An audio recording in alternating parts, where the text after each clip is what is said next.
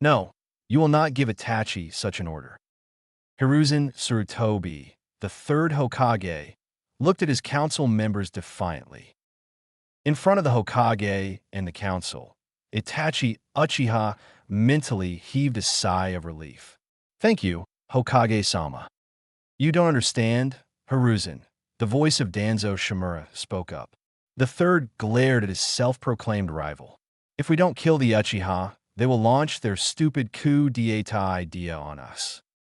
I'm sure Itachi here can reason with the Uchihas. Do you think the Uchiha will listen?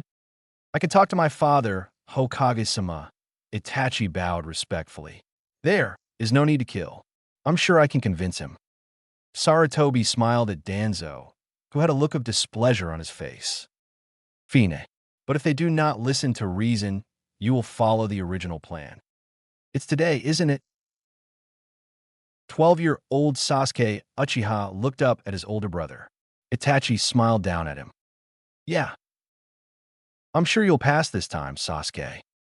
Heck yeah, I will. Itachi laughed at his little brother. You don't seem to think that way, though. Sasuke looked down. It's just that I'm Rookie of the Year and all. It would be stupid if my classmates pass and the Rookie of the Year doesn't. Father also puts a lot of pressure into me passing. He says I would be a disgrace to the Uchiha name if I'm still in the academy next year. Now, you know he doesn't mean that, Itachi said soothingly. The Uchiha brothers neared the academy. Crowds of students were streaming in through the doors, all excited for their Genin exam. It looks like we're here, little brother. Sasuke looked up, seeing the academy. He regarded it with a nervous expression. Have faith in yourself, Sasuke. I'm sure you're going to pass this and go on to become a great ninja. Itachi said cheerfully. Hearing his brother's words, Sasuke smiled. I'm going in now, big brother. See you, Sasuke-kun.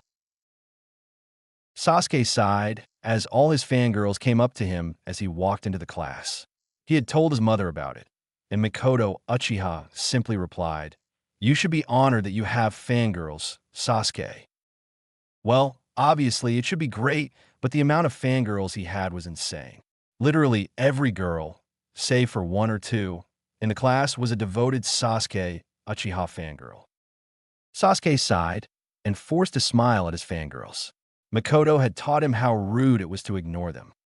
Settle down, class. Their teacher, Irika, had entered the classroom, and everyone went back to their seats. Today, we are going to conduct the Genin exam. Passing of this test will lead to you becoming a recognized ninja, and you'll be assigned to 4-man teams. Sasuke zoned out on Irika's long-drawn explanation. Itachi had already told him everything he needed to know. First, we're going to have the transformation jutsu. A few students in the class groaned. Sasuke smirked. His transformation jutsu had been a success, and so had his substitution jutsu. Now the only part left was the clone jutsu. The young Uchiha closed his eyes and focused. When he opened his eyes, he saw that he'd created 3 perfect clones. That's very good, Sasuke. Irika smiled before taking one of the many forehead protectors and handing it over. Congratulations. You are now an official ninja of the Hidden Leaf. Mentally, Sasuke was cheering. He couldn't wait to show his new forehead protector to his family and older brother. But on the outside, he just smiled and nodded. Waiting at the academy gates, Sasuke waited patiently for Itachi to show up. When he did, Sasuke ran up to him, showing off his new forehead protector. Look what I've got, big brother. I take it that the test was a success then? Itachi grinned broadly. He rarely grinned like that, but he was willing to make an exception for his younger brother. Of course, Sasuke replied proudly. You're going to be assigned to your teams tomorrow, right? Yep. I hope I don't get put in with one of my fangirls, but then again, the entire class is literally full of Uchiha fangirls, Sasuke sighed. I know what you mean, Sasuke, Itachi chuckled. The worst out of them are these 2 girls called Sakura and Ino. The younger of the 2 shook his head. They're always trying to kiss my ass and all that. Sasuke, no unpleasant words, Itachi frowned. Sasuke looked up at his big brother with a sheepish grin. I'm a ninja now, not a kid anymore. Yes, yes, but still. I'm sure father won't appreciate that sort of language in the house. Hee. Anyway, you said you were treating me to rice balls if I passed, right? Itachi sighed. Yes. Let's go then. Right? Itachi knew how much Sasuke could eat if it was rice balls, and the older Uchiha brother peered into his weasel-style wallet. Letting off another sigh, Itachi zipped up the wallet and hurried along with his younger brother. That was the best treat I've had in weeks. Sasuke happily sighed as they walked out of the rice ball restaurant. And that was the worst pounding my wallet have had in weeks, Itachi thought, sighing as well. As they walked along the roads back to the Uchiha compound, a shinobi suddenly appeared in front of them, scaring the wits out of Sasuke. What's wrong? Itachi asked. It's Naruto, the ninja replied frantically. He's stolen one of the forbidden scrolls. Itachi facepalmed. He knew Naruto was the container of the Nine Tails, and that almost the entire village shunned him. The Uchiha had sympathy for him, and therefore did not interfere whenever the Jinchuriki pulled one of his fast pranks. But this was going too far. Hokage-sama is assembling some of the Jonin in the village to find Naruto. The ninja continued on. He sent me to find you. I'll be there. Itachi nodded. He turned to his little brother. Sasuke, you head home first. I'll join you later. Okay, Zazuka nodded. As soon as Itachi and his ninja friend was out of sight, Sasuke quickly followed. He wasn't want to miss out on exciting things. Itachi and the other shinobi assembled were briefed by the third, and soon he was out on the streets, finding the blonde. That scroll has some of the village's most powerful techniques. It cannot fall into the wrong hands. Were you Naruto? Itachi paced the secluded areas of Konoha. He had no idea that behind him was his younger brother, determined to see what Naruto was up to. Sasuke knew Naruto from the academy, and they weren't on very good terms. Sasuke disliked Naruto's loud mouth, whereas Naruto was jealous of Sasuke's popularity. This was what boosted Sasuke's curiosity. What deed had the loudmouthed dead last committed to force a crowd of Jonin to look for him? Yes, found him, Itachi thought as he picked up on Naruto's chakra nearby. Not one, but two, no. Three. Who's there beside Naruto? This thought alarmed him, and the powerful Uchiha hurried. Finally, he arrived at his destination, peering down from a tree to see Naruto with two teachers from the academy, Iruka and Mizuki. It took Itachi just 30 seconds to find out what was going on. If you hurt Iruka-sensei, I'll kill you, Naruto growled. It appears Mizuki has told Naruto about the fox. This is bad. Itachi frowned as Mizuki taunted the blonde student about the nine tails within him. Multi-shadow clone jutsu. Itachi's eyes widened as he witnessed Naruto's new technique. Hundreds of Naruto shadow clones popped up around the area, looking at Mizuki with determined eyes. He learned the multi-shadow clone jutsu that fast from the scroll. Naruto, you're something else. That won't stop me, Mizuki sneered. A Naruto clone jumped at the academy teacher, but the white-haired man dispelled it with the wave of a kunai. The clones continued attacking, but Mizuki launched into an array of punches and kicks, showing off his taijutsu ability and dispelling the clones one by one. He's stronger than I thought. Itachi looked at Mizuki as the Chunin-level ninja dispelled the last of Naruto's clones. Naruto collapsed onto the ground, exhausted. Looks like the nine-tailed fox isn't so special anymore, Mizuki spat. Gore! Naruto growled. Red chakra seeped from the blonde's body. Itachi shook his head. Hey Mizuki, the Uchiha yelled. Mizuki turned to face the Uchiha as he activated his Mangekyo Sharingan. Shit!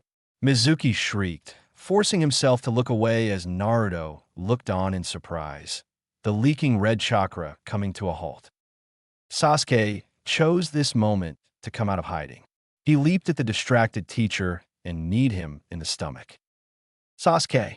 Itachi frowned but let it go.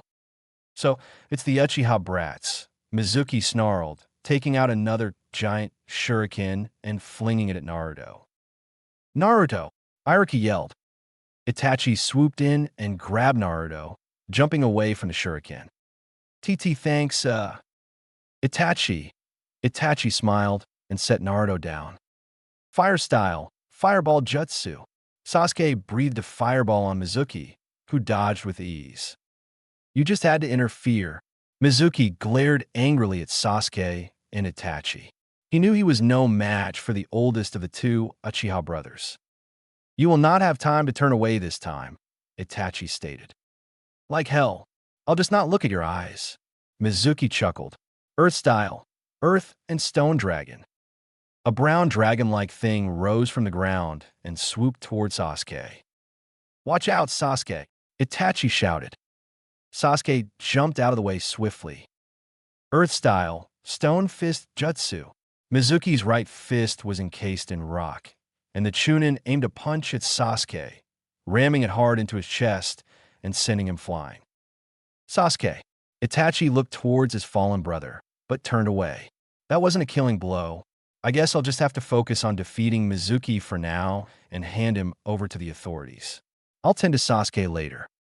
To his surprise, Itachi saw Naruto run up to Mizuki with 10 more shadow clones. Kid's got spunk, the Uchiha prodigy noted. Take this. A clone aimed a fist at Mizuki, but was swiftly dealt with. The 9 more clones were also easily dispelled, and finally, Naruto fell back after getting hit in the stomach with a punch.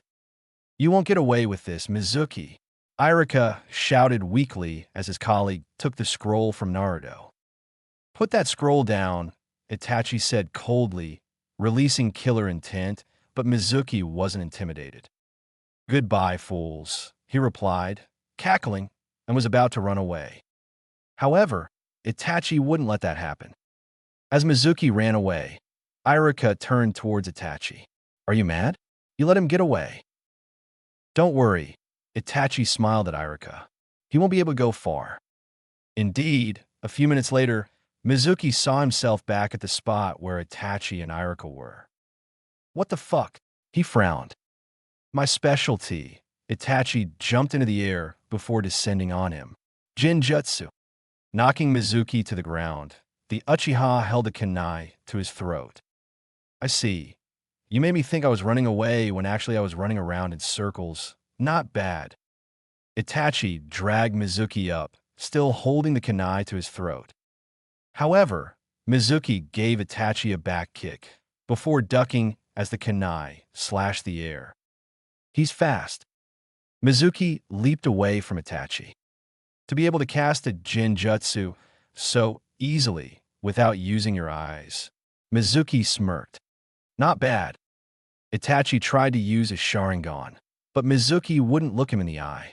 Fire style, Phoenix Flower Jutsu. Arc. The academy teacher backed away, burned by some of the mini fireballs. Asshole, I'll beat you to a pulp, and then I'll get this scroll to Orochimaru. Orochimaru. Itachi frowned.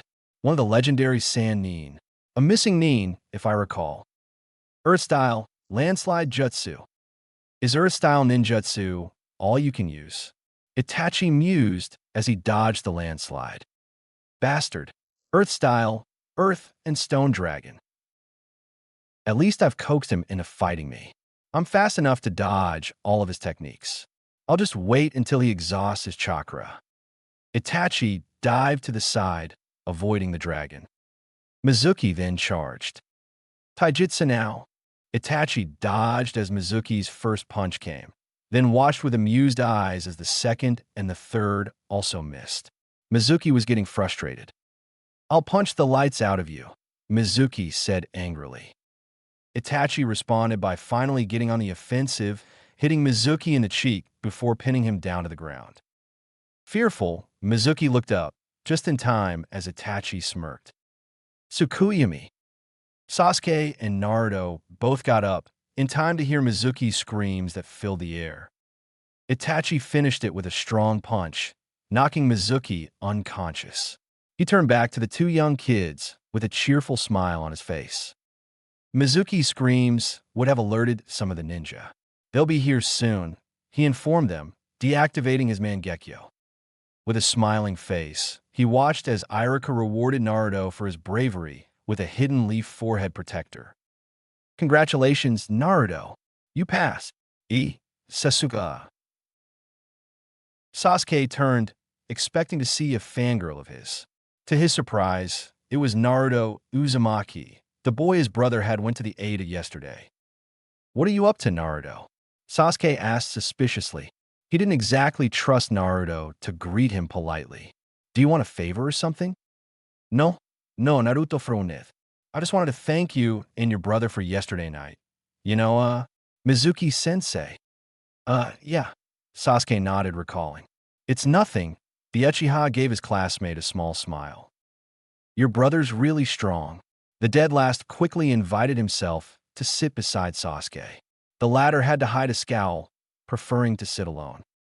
At least it isn't one of my fangirls, he reasoned with himself. Yes, he is. As the two classmates talked, Sasuke got to know him. He wasn't really as bad as the young Uchiha thought he was. Just maybe a little talkative. Hey, what are you doing here, Naruto? One of their classmates, Shikamaru Nara, another dead last, had walked over to where Naruto and Sasuke were sitting. You only come here if you pass the Genin exam. Can't you see this? Naruto shot into a big grin, tugging onto his own forehead protector. I passed. Shikamaru raised an eyebrow, but said nothing. He nodded and returned to his seat. Suddenly, loud voices could be heard, and Naruto turned to the back of the class and saw Sakura waving at him. Good morning, Sakura-chan, the blonde said nervously, a shade of red coming over his face. Sasuke noticed this and mentally comforted him. He knew Naruto stood no chance against his #1 fangirl. Go away. Sakura violently pushed Naruto to the ground. Good morning, Sasuke-kun. Why did you knock Naruto on the ground? Sasuke quizzed, a little irritated by how the pink-haired girl was being disrespectful. Oh, Sakura quickly helped Naruto up, albeit with reluctance. So, can I sit beside you today, Sasuke-kun? This time it was Ino, another one of his fangirls, to rush over. No, il sit beside Sasuke-kun. First come, first serve. I came into the classroom before you. Soon, a crowd of his female classmates had gathered beside Sasuke and the still-looking dazed Naruto. The boy looked away, embarrassed at how many girls were fighting over him. I'll sit with Naruto, Sasuke finally spoke. He hoped this would fend the girls away. Unfortunately, Irika stepped into the classroom, stopping the army of Sasuke fangirls chasing Naruto around. After talking about balance or something, Irika announced the teams. Now we come to the 7th team. Team 7 will consist of... Sasuke looked up, hoping to hear his name. Naruto Uzumaki. Naruto looked up. Sakura Haruno.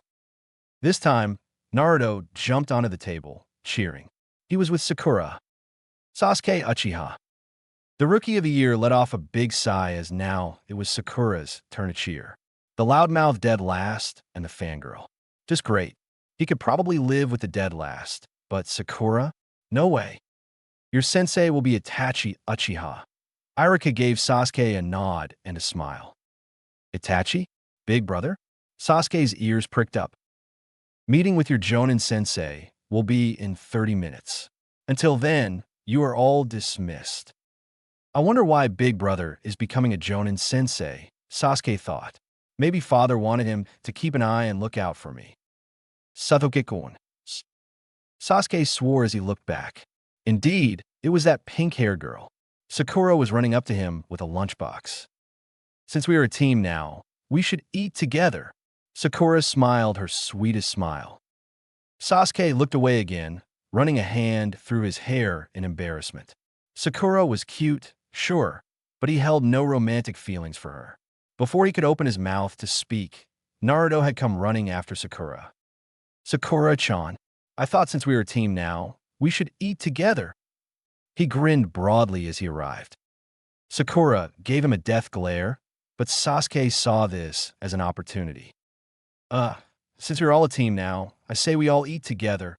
He smiled at his two teammates, who both nodded in agreement. Itachi had picked the team up in the class, and they were now at a bridge. Say, brother, why did you want to become a Jonin sensei? Itachi shrugged. I was bored, and Dad's police force thing isn't really cut out for me. So this is Sasuke's brother? He's so cool. Almost as cool as Sasuke. Inner Sakura squealed. I gotta thank you for yesterday, Itachi-sensei. Naruto grinned. Naruto, huh? Yeah, right. Now, since we're gonna be a team from now on, I want you all to know everyone. Each of you have to introduce yourselves to the team.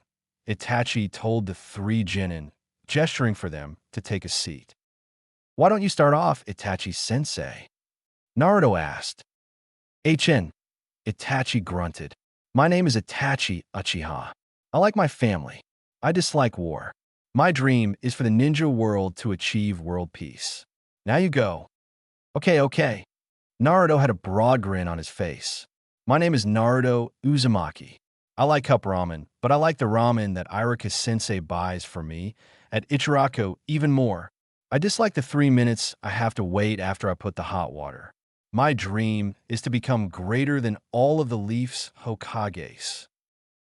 Itachi had to hold back a chuckle. Right. Next. I am Sekure Haruno, Sekure smiled. I like, my dream is... She glanced over to Sasuke, and Itachi frowned. A fangirl on his team. He mentally swore. Right. And your dislikes. Naruto, Sakura answered at once, glaring over at her teammate. Naruto stared back at her, sweating profusely. My name is Sasuke Uchiha. I like my family, rice balls, and I dislike fangirls. He glanced over to Sakura. My dream is to become the strongest Uchiha alive. Great ambition, Itachi noted, and earned a cheeky smile from his little brother. All right, now we've got that cleared up. My first mission for the three of you will take place tomorrow. Mission, the three asked together. HN, the older Uchiha nodded. A survival test of sorts. WH what? Survival test. Well, I hate to break it to you, Itachi sighed. But, out of the 27 or so who graduate, only 9 will make it as a true genin and ninja. The rest will be sent packing back to the academy.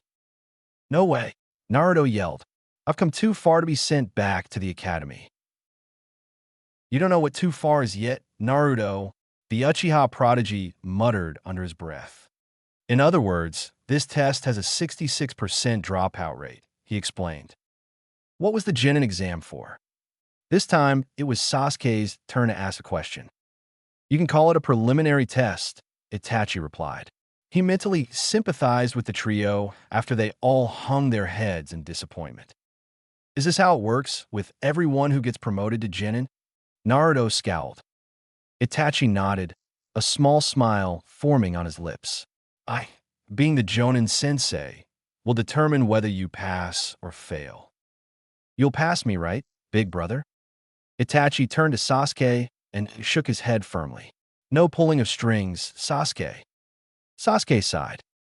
Okay, a hint of enthusiasm could be detected from Itachi's voice. We'll meet at the 3rd training ground. You know where that is, right? When he got 3 nods, he continued. We'll meet there at 8 o'clock in the morning tomorrow, sharp. Bring your ninja tools and anything you would bring for a mission. I would bring cup ramen for a mission, Naruto replied gleefully. You can't use cup ramen as a weapon against enemy ninja, Naruto. Itachi frowned. Okay, see you all later. With that, the team captain disappeared in a puff of smoke. Good job, you are all here on time, Itachi noted. His little genin brother stood beside him, and the two Uchihas watched as Naruto and Sakura practically dragged themselves to the training ground. Good morning, Itachi-sensei, Naruto said drowsily, letting off a big yawn. Yeah, good morning, Itachi-sensei. Sakura was just as tired. You guys better stay awake, Itachi chuckled. This test will determine whether you stay on as genin, and you certainly won't pass it if you don't feel active enough. We should have took this in the afternoon then. Naruto released another huge yawn. Itachi took out 3 bells, ignoring his blonde student. He looked at his team. All right, there are 3 bells here, right? Your job will be to take all 3 from me, 1 for each of you. The one who doesn't have a bell by, say, lunchtime will be sent back to the academy. How about that? Yes, Itachi sensei, the trio said nervously. By the way, you can't attack your own teammates to retrieve their bells if they get one. Your task will be to attack me, and only me, Itachi told them sternly. Sakura then raised a hand. Yes, Sakura. Do all Jonin sensei use this method to test their students, Itachi sensei? Itachi thought for a moment. Well, most of them, but some alter the rules a little, like this one guy called Kakashi Itachi. You lot are lucky you aren't in his team. I heard his new implemented rules seriously toughens the test. I feel sorry for his team, Sasuke shook his head. Anyway, enough of that. Itachi pocketed his 3 bells. As an experienced Jonin, if I go at you with everything I've got, obviously all 3 of you will be killed. He paused, enjoying the sight of his students' frightened expressions. However, because you 3 are genin and I don't want to kill any of you, I will be using less than half my power. Good luck. Sakura breathed a sigh of relief. When do we start? Now. With that, the entire team, 7, jumped into the trees, hidden from sight. Naruto had contemplated going up against the man one-on-one, but having saw Sasuke's brother in action against Mizuki, he knew he stood no chance. Looking around, Naruto realized his pink-haired teammate was beside him. Sakura-chan, how do you think we should dash? Suddenly, the two heard rustling, and then the presence of someone behind them. Ah! Sakura's scream of surprise fell quickly as a hand clamped over her mouth. They looked back to see Sasuke. We shouldn't give away our position, the Uchiha warned. He peered down towards his older brother, who was still in the same spot. Itachi looked around. They're probably hiding somewhere. Hopefully they're discussing a plan of some sort. I wouldn't want to be able to take all of them out. Teamwork is the key to the completion of this test.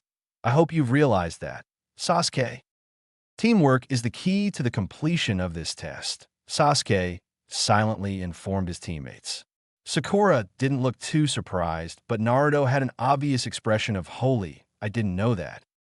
What should we do? Naruto asked. Well, I'm not good at devising plans and strategies, but I say the 3 of us all attack him together. Good thinking, Sasuke-kun. Go! It seems Sasuke has figured it out, and so quickly too, Itachi thought, looking up into the air to see 3 ninja flying at him together. Get ready for this, big brother. Sasuke smirked. Fire style, fireball jutsu. Fire style, fireball jutsu. Both Uchihas performed hand seals, and both blasted fireballs at each other. Collision caused the fire to disappear in smoke, and when the smoke cleared, 5 Naruto clones emerged. Itachi only had 2 seconds to dodge a flurry of punches from the clones, but he took those 2 seconds wisely and avoided. He was soon attacked again as a giant shuriken, thrown from Sakura, flew towards Itachi. The prodigy leaped into the air, effectively dodging the shuriken. Shadow, clone jutsu. Itachi looked around and counted at least 50 Naruto clones ready to jump at him. Sasuke and Sakura both got into a fighting stance. How's your taijutsu, guys? Sasuke looked over at his 2 Genin teammates. Well, I aced the taijutsu exams, but I don't know if I can execute it in real life, Sakura replied with an awkward tone. Naruto just shrugged, indicating he'd failed most of his taijutsu tests in the academy. Taijutsu, huh? Itachi's eyes left the clones. Well, come at me with everything you've got then. Naruto, Sakura. 2 heads snapped up and nodded. On my brother together? 1, 2, 3, go. Shit. Itachi looked back to see Sakura, accompanied by 30 clones charging towards him. Looking back to the front, he saw Naruto and Sasuke also charging, backed up by 20 clones. The first punch came, one that Itachi ducked under. The clone that had thrown the punch was knocked gently to the side and got dispelled. The Uchiha Jonin launched into a flurry of kicks and punches, dispelling 10 more clones. Jumping into the air, Itachi watched as his 3 students and the clones all looked up at him. Shadow Clone Explosion. 3 clones appeared beside Itachi and was pushed by the Jonin towards the Naruto clone army. One by one, they exploded, dispelling all the clones and throwing the 3 Genin back. Charge! Naruto issued a battle cry. Well, Itachi formed a one-handed hand seal. Wadash! Naruto looked around to see he had been magically chained up. The blonde struggled, but found he could not move. The next moment, Sasuke and Sakura were back at his side, but a huge fireball was right in front of him. Yow! Naruto fell back, surprised to find he wasn't chained up. Are you alright? Sakura asked in concern. Naruto's eyes brightened. His Sakura-chan was showing him concern, but he quickly brushed that off.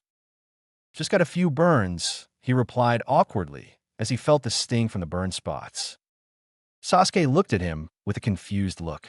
You were charging at Big Brother, and then you suddenly froze. What happened? Naruto blinked. I put a Jinjutsu on him, Itachi replied for his student. Jinjutsu? No wonder, Naruto thought. I'm the worst at Jinjutsu. I can't figure out how to do one, and I also can't figure it out when I'm stuck in one. No wonder Itachi sensei was able to catch me off guard. Just one of the techniques that comes with this, the Jonin continued cheerfully, pointing to his eyes. This was when Naruto discovered that Itachi's pupils had become red.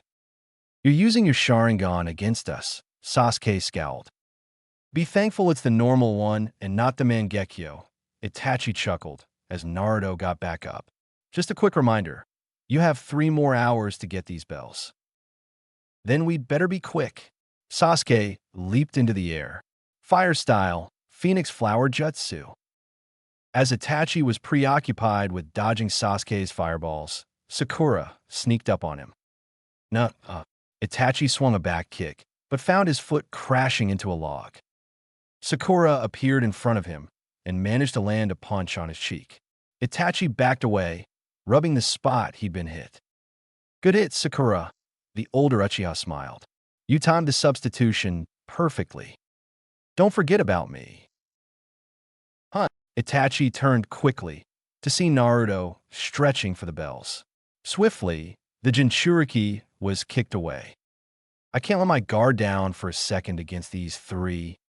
Sasuke charged to meet his older brother with a kunai, and so did Sakura. Itachi drew a short sword and engaged the 2. Gotcha! Itachi swung his head back to see Naruto behind him again, grabbing one of the bells. Damn! The prodigy elbowed Naruto in the gut and snatched the bell away forcefully. Unfortunately for the Uchiha, this was enough of a distraction for Sasuke and Sakura to nick Itachi with their kunai. Naruto, his insane stamina giving him the advantage, recovered from the former Yinbiyu's blow quickly and disarmed his sensei by kicking him in the arm, which saw Itachi drop his sword.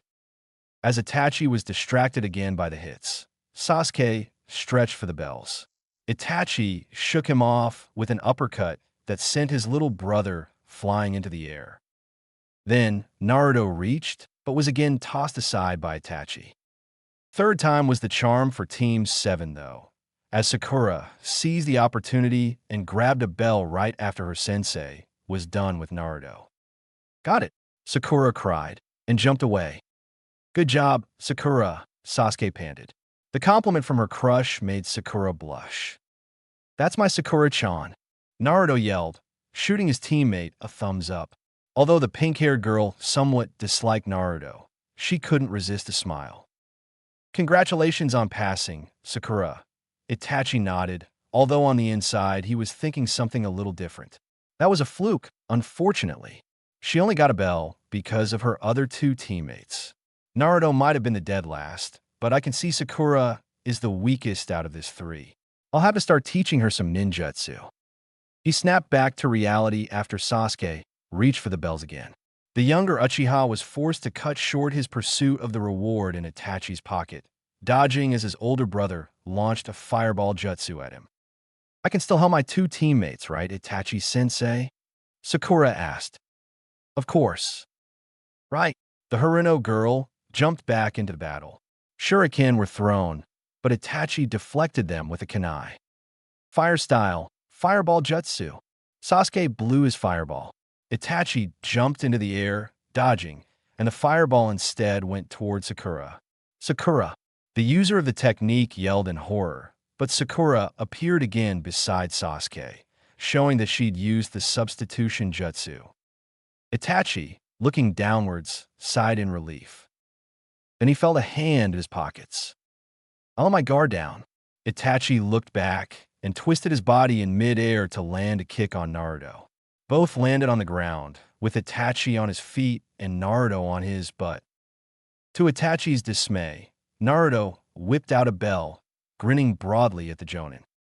I know this was the test objective, but to have two Genin getting two bells from me within 2 hours, wow. Itachi reprimanded himself, then sighed softly. At least I know I held back. Looks like I passed Itachi sensei. Naruto said gleefully. Yes, you do. Sasuke looked at his two teammates. He was supposed to be Rookie of the Year. With determination, he lunged for his brother with a kunai. Two Naruto clones assisted him, and Itachi found himself having to block every punch, something which was getting a little difficult. Sasuke wanted to do a fireball jutsu, but decided not to. His chakra was at an all-time low. Take this. Clone 1 leaped up and tried to kick Itachi in the face, but was dispelled with a punch. Clone 2 tried to knock Itachi off his feet, but was stabbed in the chest with a kunai and dispelled. The clones managed to complete their job, however. Itachi was distracted again. Sasuke crouched and kicked Itachi in the chin, sending him flying. Itachi managed to land on his feet.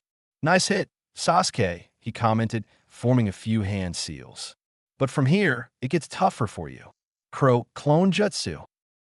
A barrage of crows appeared from seemingly out of nowhere and came together to form a clone of Itachi. Fire style, Uchiha Giant Flame.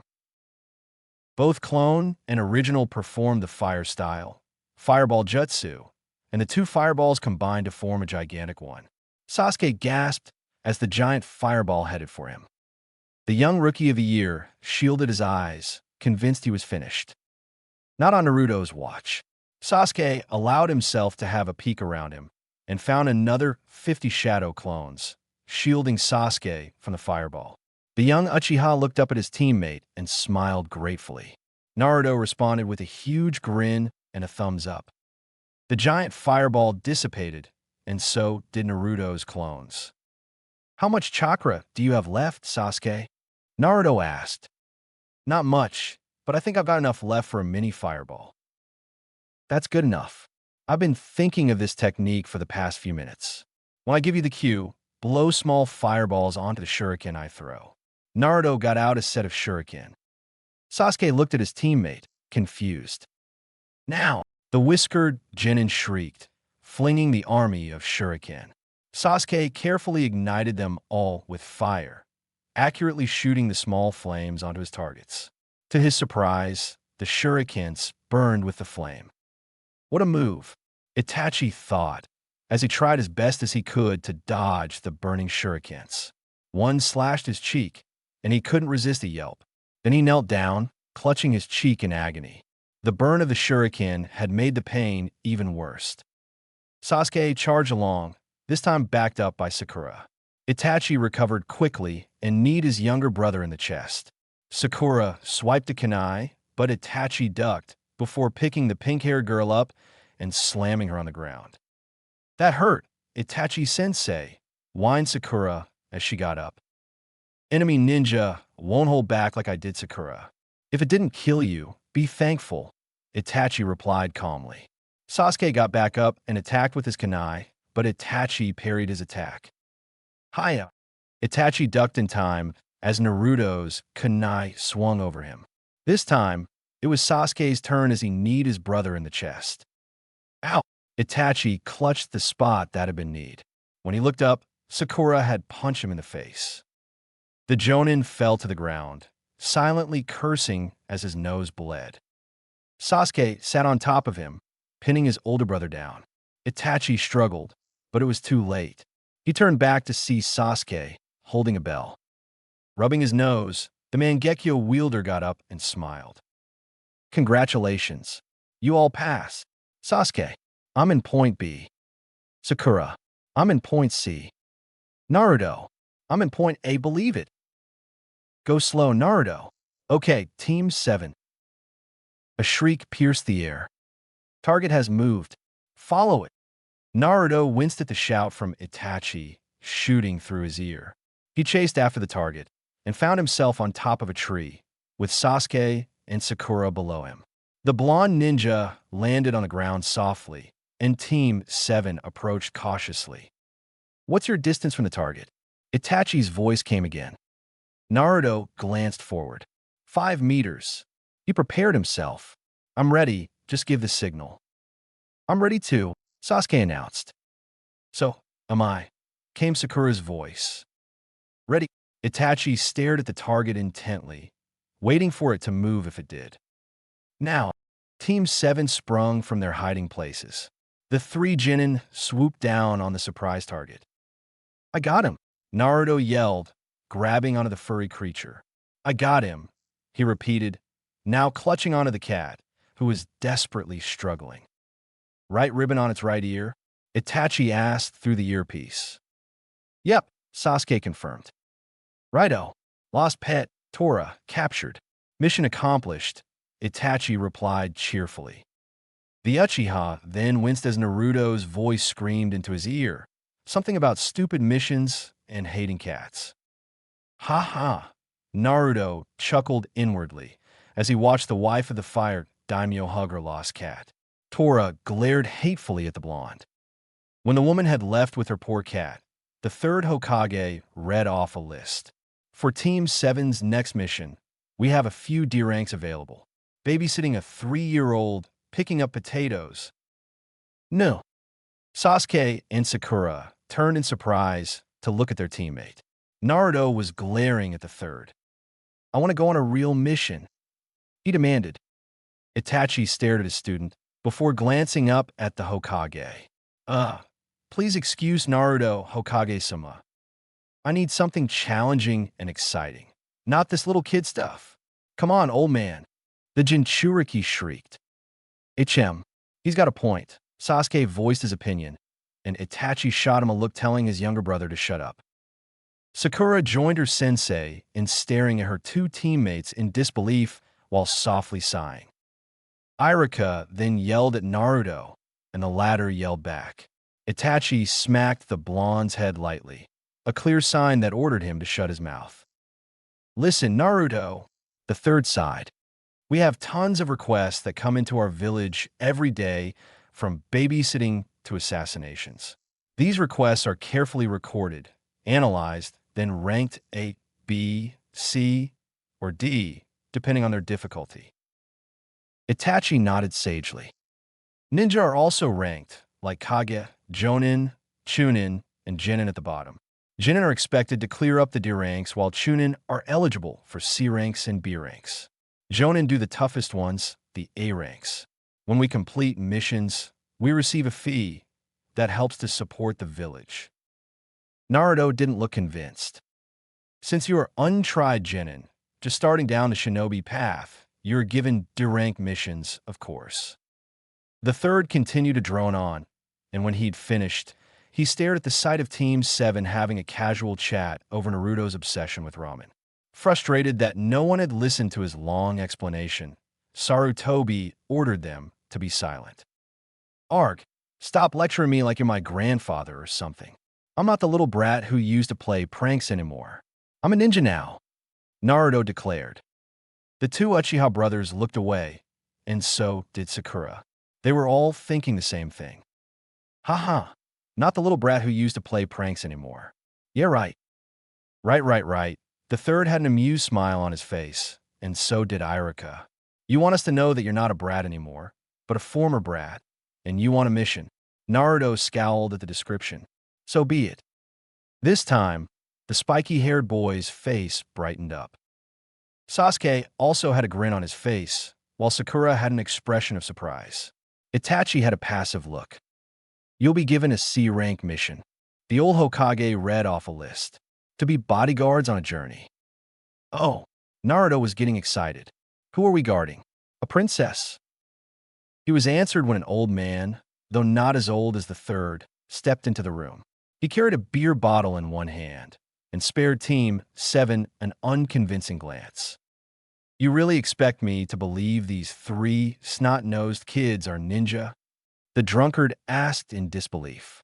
And you, the little one with an idiotic look on your face, you look nothing like a ninja. Huh? Ha ha ha. Naruto broke into a fit of laughter. Who's the little one with the idiotic look dash? His two teammates stepped in to emphasize the three's height difference. Naruto was the shortest of the three. Cursing, the blonde started yelling. I'll demolish you. Itachi pulled him back with a sigh. Naruto was harder to deal with than his younger brother. You can't demolish the client. Naruto, the Jonin reminded. It doesn't work that way. Team 7 were soon at the gates of Konoha with their client, whose name was Tazuna. He had explained that their mission would be to protect him while he returned to his country, the land of waves, to work on some bridge that would supposedly change their world.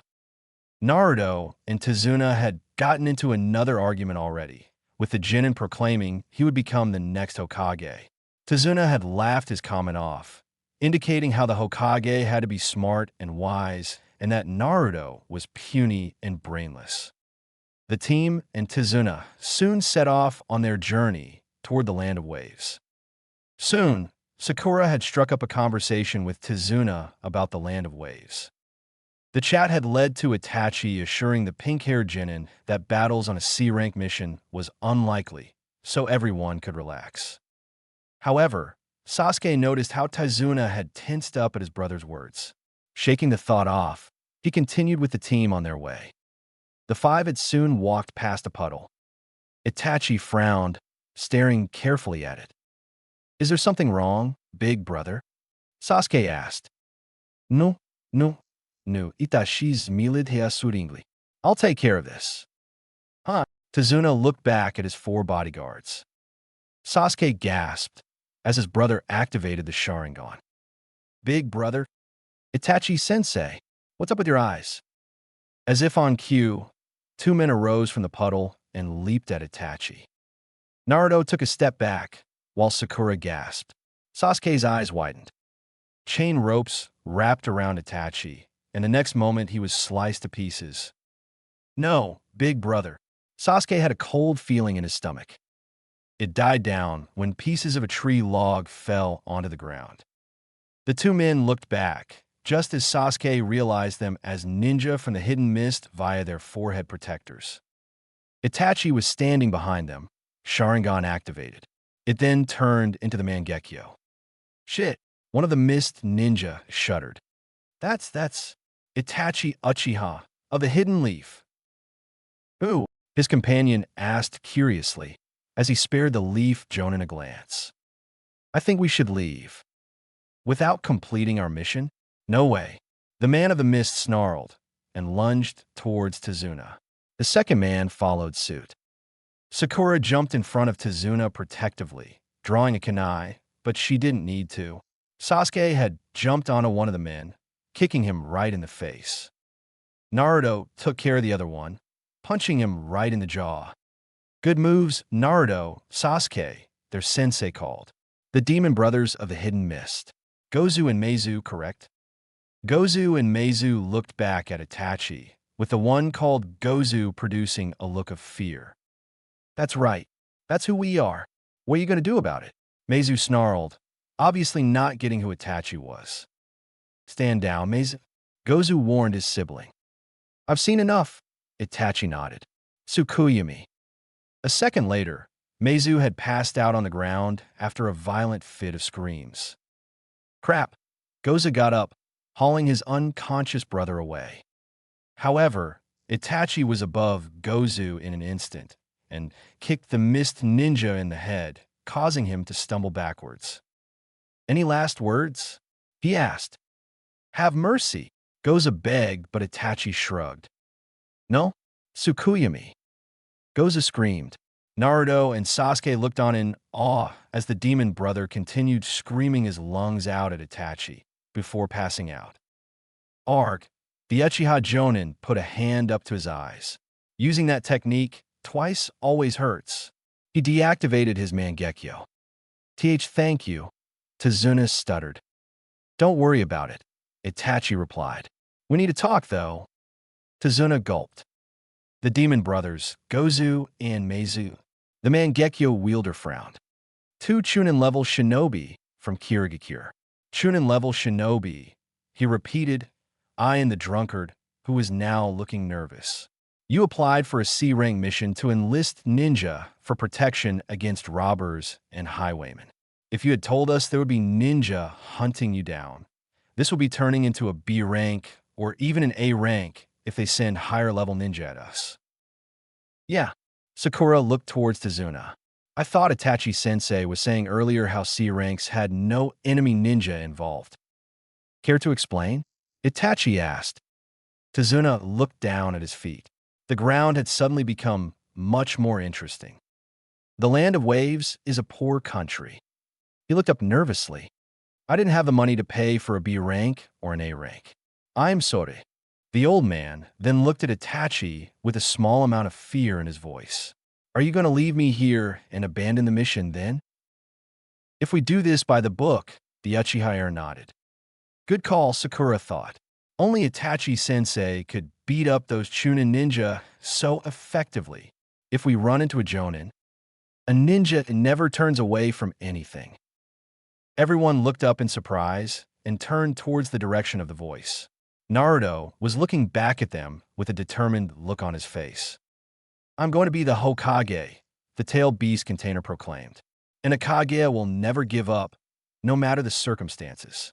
We'll help the old man and return him to his village and take down any stupid enemy ninja that tries to get in our way. Tazuna breathed a sigh of relief. Itachi and Sasuke had small smiles on their faces at the boy's outburst. All right, Itachi nodded. Let's continue. What? Sakura had a surprised look on her face. Well, Naruto has a point. I'm actually starting to believe he's going to become the Hokage. Sasuke chuckled softly. Okawaye, Naruto yelled. Full speed ahead. Your destination is up ahead. The land of waves. The 5-man party on the boat made no attempt to acknowledge the boatman's words, but Itachi, being the most polite and all, gave a small nod and a soft grunt. Naruto took in the scene. There was construction everywhere as they rode into the country. It's huge, he exclaimed. Shut up, kid. The boatman raised his voice at the 12-year-old, causing him to sit back and zip his mouth. Why do you think we're traveling like this, huh? Itachi cast his gaze towards Tazuna. The old man had a hat on that masked most of his face. Mr. Tazuna, the Jonin began, causing his team's client to look up. I need to know why those men were after you. Tazuna shifted uneasily. Noticing his hesitance, Itachi looked away.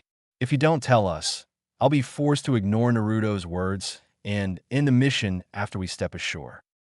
Now, Tazuna realized the entire Team 7 was giving him a curious look. I have no choice but to tell you, he sighed. Then he straightened up. No, I want you to know the truth. Looking down guiltily, Tazuna continued. Itachi, you nameless? As you said, this goes beyond the scope of the original mission. We know that already, Naruto replied impatiently, but Sasuke brought a hand up to his face, indicating to his teammate to shut up. The blonde Genin scowled, but complied. The one who wants my life is a very short man, who casts a very long and deadly shadow. A deadly shadow, HM. Itachi mulled. Who is it? You know him, Tazuna replied, his voice almost fearful. Or at least you've heard of him before.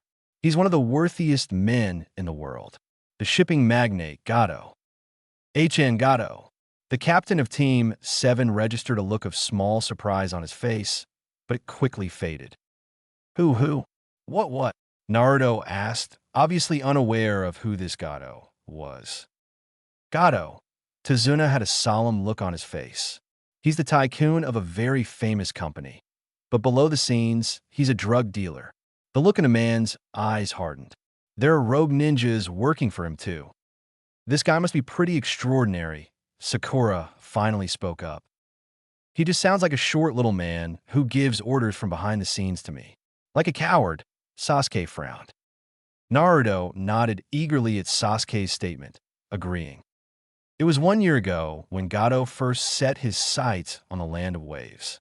Tazuna's voice had turned bitter and his expression becoming even more depressing, like he was registering a memory that he didn't want to remember. He came to our island and used his wealth to take control of our transport and shipping. And anyone who tried to stand in his way simply disappeared. Itachi's brows furrowed. He's evil. Everyone on the boat, even the boatman, turned to shoot Naruto a look for his obvious comment. Tazuna was soon continuing his story. There's one thing Gato fears, though. The bridge. It will join us to the land, and that will break his control. Now the old man's eyes twinkled. I am the bridge builder. So that's it, Sakura deduced. Since you're in charge of the bridge, you're standing in this Gato's way. That means those demon brothers that we fought in the forest. Sasuke turned to Itachi. We're working for Gato. I don't understand, Itachi scratched his chin. If you knew he was so dangerous, why did you hide that from us? That's because the land of waves is a small and poor nation, Tazuna replied, suddenly feeling very small. Even our nobles have little money. The common people who are building this bridge, they can't pay for an A or B rank mission. If you end the mission when you drop me ashore, there will be no bridge. They'll assassinate me before I reach home. Naruto shuddered. But the old man now hid a little smirk forming on his face. Don't feel bad about that.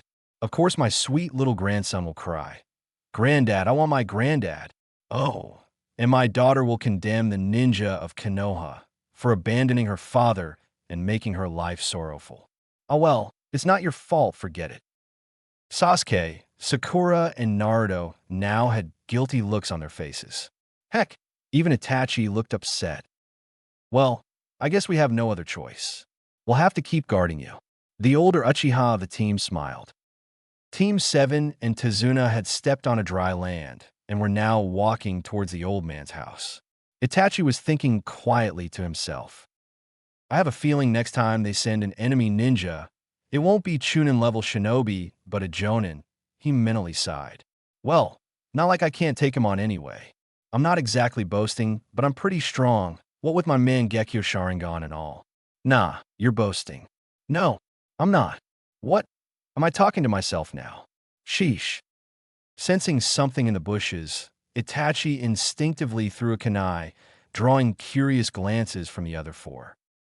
The team walked into the bushes, and were all surprised to see a white snow rabbit looking as thin as a sheet. Above, it was a kunai embedded in the tree trunk. Itachi sensei, Sakura gasped, running towards the poor animal. Look what you've done. Oh, poor rabbit. Naruto rushed towards it and started cuddling the frightened creature. Itachi ignored his students, and his little brother could see he was thinking of something. That's a snow rabbit. The former ANBU looked around cautiously.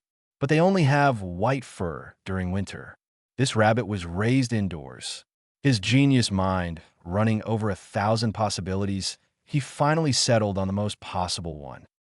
A substitution jutsu. Look out! Itachi screamed. A flying sword whizzed over their heads, as the party all dropped to the ground safely, dodging the malicious weapon.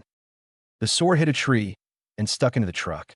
Instantly, a man landed onto it, using the weapon as a platform. Sasuke studied the new enemy. The shirtless, muscled man had a mask covering half his face, as well as a forehead protector worn sideways to indicate he originated from Kirigakure. His hair was also rather spiky. Zabuza Momochi of the Hidden Mist. You know this guy, Itachi-sensei? Naruto jabbed a finger at the newcomer. This can't be good, Tazuna thought. Itachi Uchiha. Of the hidden leaves, Zabuza replied, eyeing the Jonin. Damn, this sucks. Sasuke raised an eyebrow. Unfortunately, Zabuza continued. I'll be needing the old man, so it looks like I'll have to face you in battle, huh? I heard trying to fight an Uchiha is a pain in the ass. Tough luck. Naruto and Sakura's gaze leaped back and forth between Zabuza and Itachi repeatedly. Both genin were surprised as their sensei's eyes shifted into red ones. A shuriken-like object appeared within the pupil. The sword-wielding muscled man shifted his line of sight to Itachi's feet. I'm not falling for that. It's Big Brother's Mangekyo Sharingan. Sasuke thought. This man must be equal on power with those demon brothers. No, by looking at him, I can tell the demon brothers are way out of his league. This guy is something else. Well, I guess it is an honor to see the Mangekyo Sharingan in action, said Zabuza. Not exactly see, but he chuckled softly at his own little joke. You'll have to look into my eyes sooner or later, replied the Uchiha calmly. I doubt it. Stand back. Itachi looked back towards his team. You three protect Tazuna. Teamwork, use it. I'm not standing back here while you fight, Sasuke retorted. Yeah, me too, Naruto exclaimed. Sakura had a hesitant look on her face. I appreciate that, Itachi smiled. But this guy, you won't be able to fight him. Why? Are you doubting my ability? Naruto yelled. I remember being a genin. Zabuza looked up into the sky with a nostalgic expression on his face. Although I wasn't really as dumb as you look. He looked back down at Naruto. Hey, the blonde shrieked. Seriously, if I was you, I would back off. The team noticed Zabuza had a wide, evil grin hidden by the mask. A man wielding a giant sword isn't really one to be trifled with, especially if you're a genin. Surprisingly, Zabuza's words caused Naruto and Sasuke to step aside. Thank for that, Itachi smirked. No problem. Zabuza disappeared in a few seconds. Itachi was instantly alert. Protect Tazuna. He issued an order to the genin trio. You shouldn't worry just yet, you know. The Kirigakure man was suddenly in front of Itachi, standing a meter away. I'll kill you first before I kill the old man. I would like to see you try, he replied coldly. Okay, ninja art, hidden mist jutsu. Mist eventually seeped into the area. I knew he would use this. Well, shit. The Sharingan, Mangekyo or not, isn't really that effective within a mist. What's wrong, Itachi? Scared already. A teasing voice came. Tensing, Itachi leaped to the side as Zabuza's sword slammed down on the position he'd been in 2 seconds ago. So that's the famous Kubikurabocho, wielded by one of the 7 ninja swordsmen of the mist. Drawing a katana himself, Itachi got into a battle stance. I haven't used Kinjutsu in battle for a while, but here goes. Bringing his weapon upwards into the air, Itachi blocked a swing from the Kubikurabocho. Then he swished to the side and blocked again elegantly as the giant sword attacked him again. Not bad, Zabuza admitted, his figure still hidden. I wasn't an ANBU captain for nothing, was the reply. I can't aim any ninjutsu or cast even a simple jinjutsu on him now. I can't see him. I'll just have to keep sensing where he's coming from and block. Damn, I need to find a way to dispel this stupid mist. As if on cue, the mist disappeared. Blinking in surprise, Itachi saw Zabuza standing by the river. Fire-style flame bombs. Zabuza raised an eyebrow to see a bullet of fire rushing towards him. Taking a massive jump into the air, the swordsman avoided easily. Seeing his technique hadn't worked, Itachi charged. Oomph. Zabuza smirked beneath his mask. He dodged as Itachi swung his katana, before aiming a kick at the Uchiha, attempting to drive him into the water. To his surprise, Itachi dodged the kick but fumbled, before falling into the water after losing his balance. Itachi Uchiha? More like big fucking clumsy. Sasuke growled in rage at the insult, and wanted so much but to charge up to Zabuza and punch this man in the face. Unfortunately, he knew he was no match for the older man. Ugh! Itachi rose from the water. You've just made your first mistake. Water prison jutsu. Crap. The water around Itachi formed into one big sphere, with the Jonin trapped within. Looks like you're trapped. Now, Zabuza made a one-handed hand seal. Water clone jutsu. A Zabuza clone appeared and rushed towards the genin of Team 7 and Tizuna. Suddenly, the clone dispersed with a burst of water as the foot of Itachi Uchiha sank into its face. What? Zabuza growled, turning towards the Itachi he held in his water prison. This Itachi smirked before dispersing in a puff of smoke.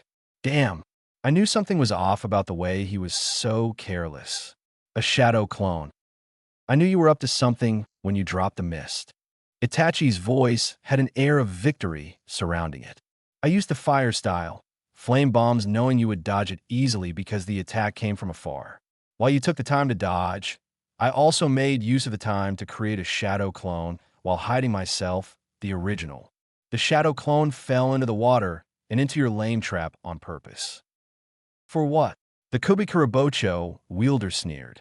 All you did was find out that I'm able to use the water prison jutsu. For what, you ask? Somehow, the smile etched on Itachi's lips caused a feeling of fear to run through Zabuza's body. For this. Shit. Zabuza immediately discovered he was in a Jinjutsu. The surrounding land, trees and river had turned into a world of red. There was nothing anywhere except a red-colored space. You were caught off guard after I outsmarted you and explained how I outsmarted you. Itachi instantly appeared in front of Zabuza. Thus, you made the mistake of looking right into my eyes. Don't even think you have me right where you want me. I can still wound you despite this being your Jinjutsu. The swordsman threatened, holding his giant sword dangerously in front of him. As you said, it's my Jinjutsu, my world. Itachi snapped his fingers, and the Kubikurabocho disappeared. I control everything here. So yeah, technically you can't wound me. Damn it. Zabuza backed away. Demonic illusion, shackling stakes, the prodigy said softly. Gah! Zabuza screamed as 3 stakes stabbed into his body, 1 into his chest and 2 into his back. He coughed. You think that bothers me? Probably not. So let me try again. Itachi smiled. 4 more stakes embedded themselves into the rogue ninja's body, causing him to cry out in pain continuously. What about another 3 more? Before Zabuza had time to answer, 3 stakes appeared and stabbed into his stomach. Now on the ground and writhing in pain, Zabuza's eyes darted up to Itachi. He considered begging, but held his voice back. The demon of the hidden mist never begged in any circumstances. If he died a slow and torturing death here, so be it. But then the former ninja swordsman remembered he was in a Jinjutsu. This pain isn't real. He fought to convince himself. This pain isn't real. His thoughts were responded with a stake piercing through his heart. In normal circumstances, of course. This was a Jinjutsu. However, the pain was very much there. He couldn't control his wild screams. Shall we move to your legs now? Itachi had a kind but creepy smile on his face. Instantly, 2 stakes stabbed into his right and left leg. Zabuza fell to the ground, resulting in the stakes on his back being pushed further in. Back in a land of waves, Team 7's Genin looked on at Zabuza in shock. The menacing killer had turned into a man that screamed like a woman. Non-stop screams continued as the recent academy graduates stared on. Itachi hadn't moved at all, but Zabuza was acting as if he was about to be killed. Naruto and Sakura were clueless, but Sasuke knew what had happened. Apparently, so did Tizuna. So this is the power of the Sharingan. He said fearfully, I'm glad Itachi is on our side. Greyark. Zabuza's shout of agony turned their attention back to the battle. He had broken out of his trance, with Itachi also relaxing his body. From nowhere, Throne Sunbon struck the neck of Zabuza and the dangerous-looking shinobi fell silent, slamming onto the ground. A masked individual leaped from the trees and landed behind the dead form of the demon. Whoever this guy is, he killed Zabuza, Naruto gasped. He has long hair. It's probably a she, Sakura pointed out. Maybe she know it. Maybe it has two genders, the blonde blurted out.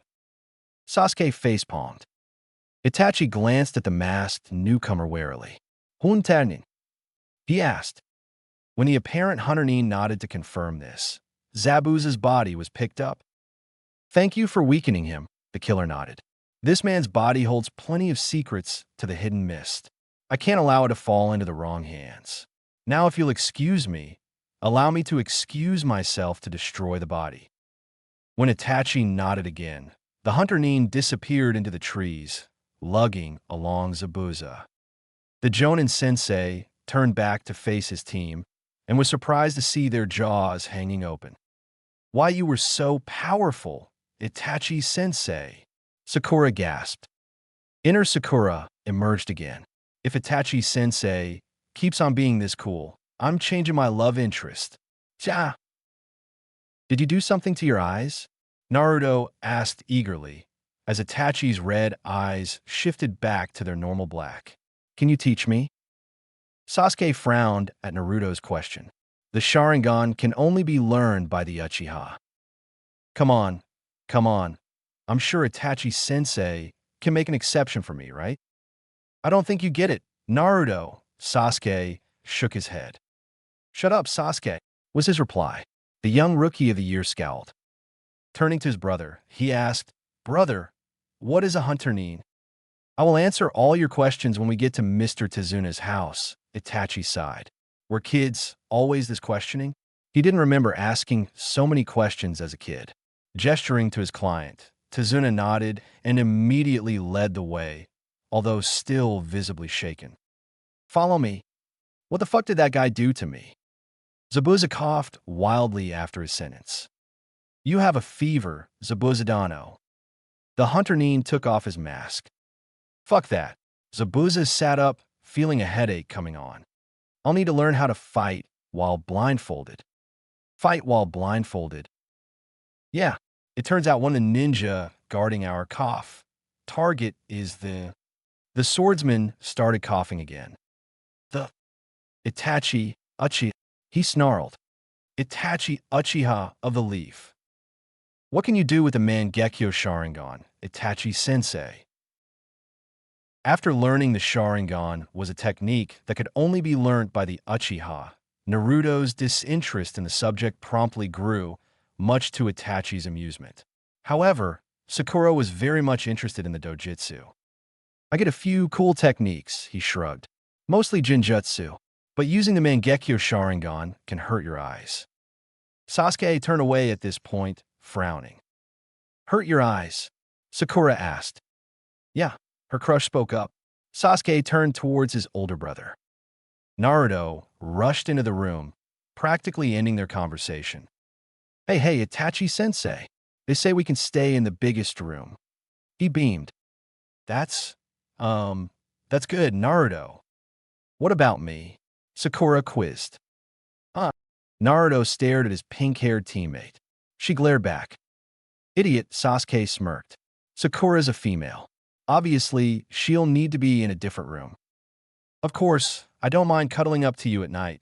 Sasuke can, she replied, giving him hopeful eyes. Sasuke and Itachi shrank back in disgust. What? Naruto's eyeballs looked like they were about to pop out of their sockets. I was joking, Sakura scowled. Taking a seat with his team, Naruto looked at Itachi. Itachi-sensei, who was that guy that tried to fight us?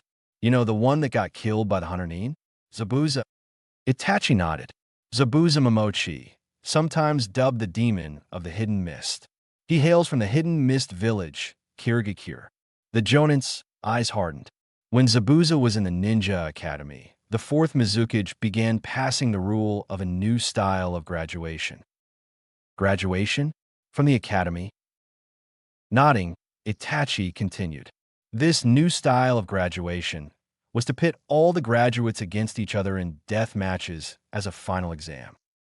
Sasuke couldn't hold a gasp back in. Students that worked with each other, ate with each other, made friends with each other, were all forced to kill. Zabuza, he slayed over 100 of his classmates. What? After that, the practice was discontinued, and he became known as the Demon of the Hidden Mist. Itachi sighed.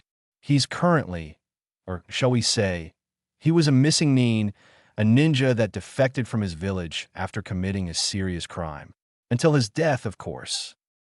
Ah yeah, the hunter nin killed him, right? Sasuke asked. Yes, he did. Somehow, I have a bad feeling about that hunter nin. Hey, big brother. Team 7 had just finished their dinner, with Naruto getting into yet an argument again with Tezuna's bratty grandson. Yes, Sasuke. I was thinking, Gato should be calling more of his men to attack us. Shouldn't you teach us something new that we can use against these enemy ninja, just to back you up or something? Itachi looked back and smiled. Are you sure this isn't just a new excuse to learn some new jutsu, Sasuke? Oh, of course not. Sasuke's lips broke into an embarrassed and innocent smile. Well, right, since you asked. I'll be teaching you, Naruto, and Sakura something new. As if on cue, Sasuke's teammates arrived. The four went out into the back of the house, where there was a field. Itachi whipped out 3 plainly decorated cards and handed one to each of his Genin students. Seeing the confused faces, Itachi spoke. I'm sure the academy didn't teach you this before. We're now going to find out the elemental nature of your chakra. Having a natural elemental nature allows you to use ninjutsu from that element more effectively. When he saw Naruto's "I'm so confused" face, he sighed and decided to give a demonstration. Okay, most of the Uchiha clan have a natural affinity with the fire element, he revealed. However, some have fire as their second element, and their main elemental nature would be something else. For example, my main element is water, so I can do water ninjutsu with ease apart from fire ninjutsu. You can have 2 elements? Sasuke asked. Yes, you can. Most jonin have 2 elements. Itachi nodded. The main elemental natures a ninja commonly has are those of fire, wind, water, earth, and lightning. So how do we find out? Naruto asked eagerly. You pour a little bit of your chakra into that card. If it's fire, the card will burn. If it's water, it'll be soaked. Wind chakra splits the card into half. Lightning makes it crumple. And lastly, earth chakra causes the card to turn into dust. Sakura concentrated, and she was surprised as her card disappeared into dust. Does this mean my main element is earth? That's right, Sakura. Sasuke held his card up, and it crumpled. Lightning. Naruto held his up as well. It split into half. Wind. Wind. Itachi raised an eyebrow. Never mind. It's bothersome no one in the team has an affinity for water, but I do know a few basic earth jutsu. He nodded toward Sakura. Unfortunately, I'll have to teach Sasuke and Naruto something else because I'm not good at lightning or wind. Seeing Naruto's brows becoming a frown, the Jonin sensei couldn't hold back an amused chuckle. We don't have much time. Gato could send a ninja anytime. Itachi's eyes narrowed. So let's begin now. The first step for everyone will be to do tree climbing. Sasuke and Naruto both pounced onto individual trees and proceeded to climb up the giant plant. No, not that type of tree climbing. Confused, both teammates jumped off and landed on the ground. Channel chakra into your feet and climb up the trees using only your feet, he instructed. That's impossible, Naruto retorted. Itachi shook his head. Tree climbing is a good training exercise for those who wish to master chakra control. If you want to learn a new jutsu, you'll have to at least have a good grip on chakra control. Let's do it, Sakura said enthusiastically, getting to her own tree. The 3 genin channeled chakra into their feet and raced up the trunk. Naruto shrieked as he fell off after his first 3 steps, while Sasuke only managed to get to half the tree. To everyone's surprise, Sakura managed to get to the top, but fell before she could make her final step. You did very well, Sakura. Even Itachi was surprised. Her chakra control is wonderful, but I can tell she would be below average when it comes to defending herself in a battle. I think she'll make a fantastic medical nin. Itachi yawned. He glanced over at the clock in the room. 2 o'clock in the morning. Cursing his body clock, the Uchiha man turned to his side and was astonished to see both Sasuke and Naruto missing from their beds. Getting up, he opened the window to see Naruto and Sasuke still practicing their tree climbing. Yes, I won. Naruto was at the top of his tree, shooting Sasuke a victorious look from above. Sasuke glared and started yet another ascent up the tree. Well, I guess it's good that they're practicing, Itachi smiled, closing the window and returning to his own bed. There, Sasuke finally found himself able to stand at the top of his tree. I've got it. Not bad. TSK Dick. Dick? Naruto raised an eyebrow. What's that mean? Read a dictionary. The Uchiha youngster started laughing as he descended onto the ground with Naruto. Whatever, snorted Naruto. Art, I'm so tired. I'll see you in the morning. No, I'm sleeping too, Sasuke yawned, and the two genin headed back into Tezuna's house. After a good breakfast, Sasuke had been sent to protect Tezuna at the bridge, while Itachi stayed back with the two other genin to train them for an inevitable battle. Sasuke felt the small communicator he had in his ear. With it, he could warn his brother of any impending danger or threats to Tezuna at the bridge. So, are we going to the bridge? He asked. Tezuna nodded solemnly. Are you sure one brat is enough to guard me? I'm not a brat, retorted Sasuke. And no, I'm not enough to protect you, but I can warn my team if someone dangerous arrives. We'll all be chopped meat by then. Nah, ninja travel faster than you think. Tezuna didn't look too convinced, but he dropped the issue. Back at the house, Itachi watched on as both Naruto and Sakura got to the top of the tree on their first try of the day. Wow, the normally stoic man had an expression of surprise. You guys mastered this fast. Of course. Who do you think I am? The great Naruto Uzumaki. Naruto yelled, jumping down from his tree. Sakura landed along with him, scoffing at his comment. Itachi produced the weapon he had used in the battle with Zabuza and handed it to Naruto. The katana was studied closely by the genin. It felt heavy in his hands. Naruto. Itachi's serious voice made Naruto's head snap up. While we're here in the land of waves, waiting for any enemy to strike, I want you to be at least average in Kenjutsu. Kenjutsu. Kenjutsu is the classification for techniques that require a sword to carry out. Sakura immediately answered, reciting what she had learned. That's right, Sakura. Itachi nodded, turning towards Naruto. I want you to be able to at least use a weapon in battle, and, if possible, at least one Kenjutsu technique.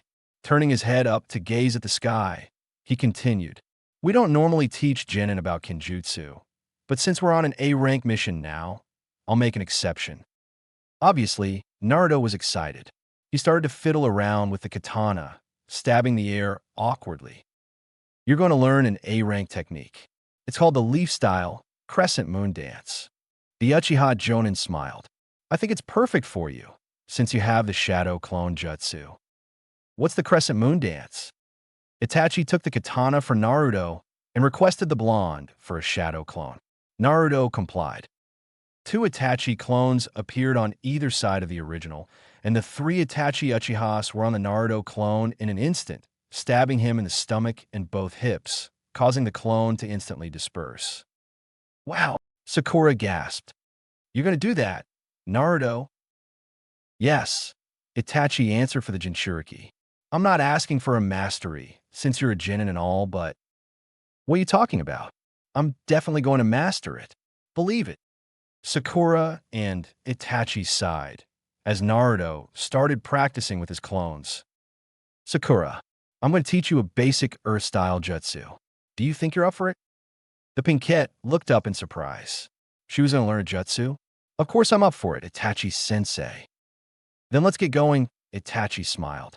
I'm not very good at Earth style since my affinity is water and fire, but I can at least do some basic ones. For example, the one you're learning, Earth style, Headhunter Jutsu. Itachi sank into the ground, causing Sakura to jump back in surprise.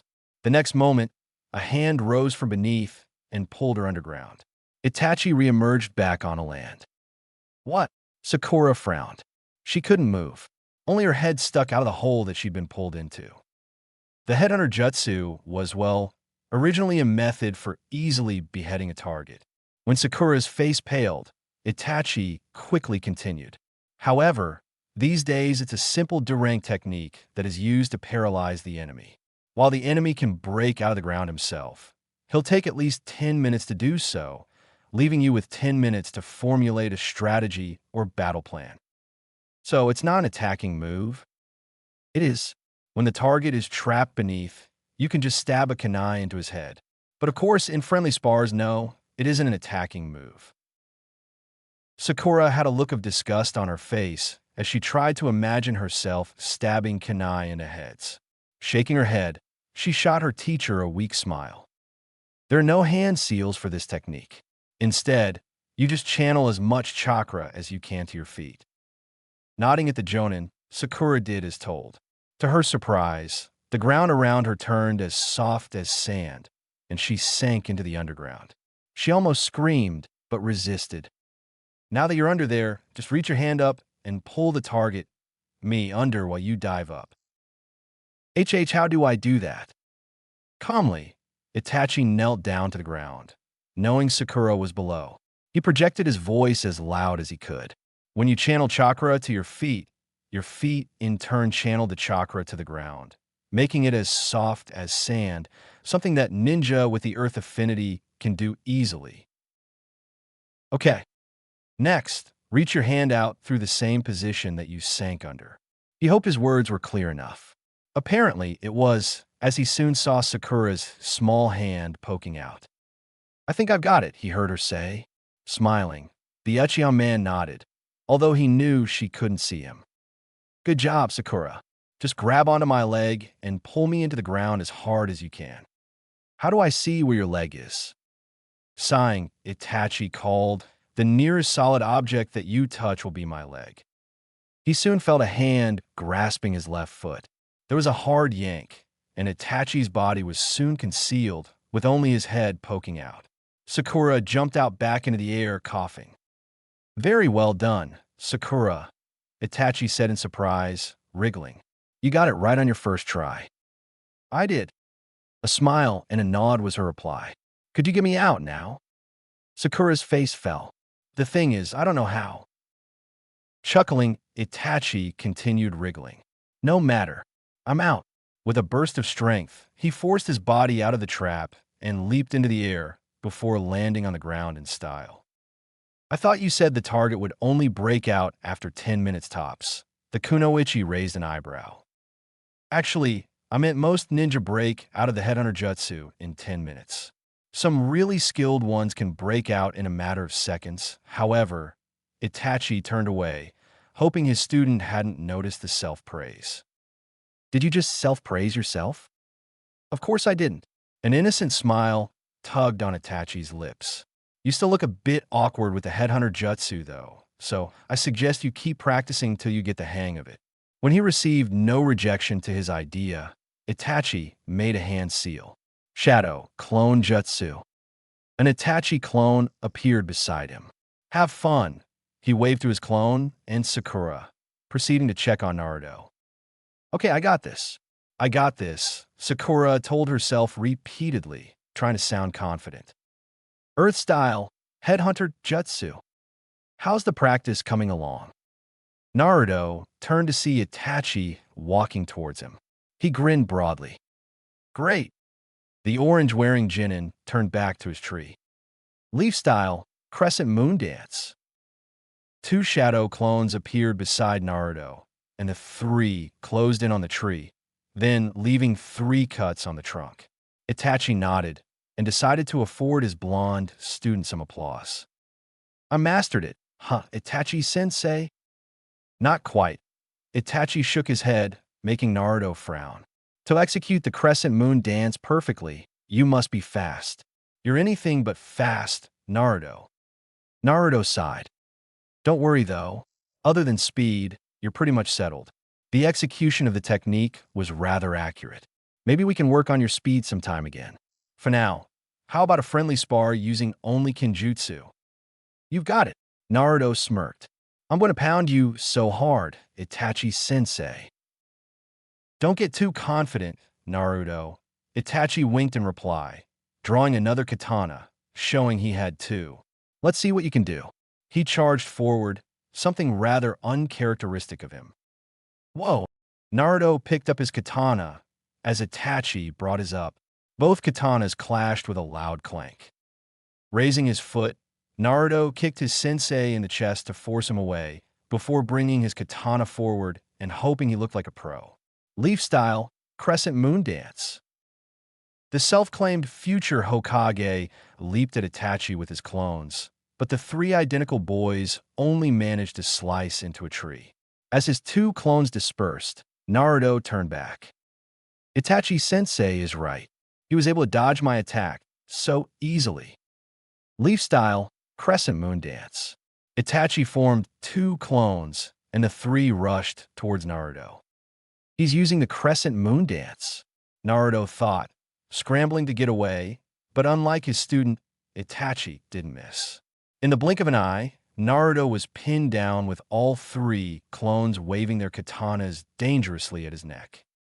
Phew, the 12-year-old breathed a sigh of relief. He had expected to get 3 cuts or stabs, but then the blonde scolded himself. Of course Itachi-sensei wouldn't hurt me.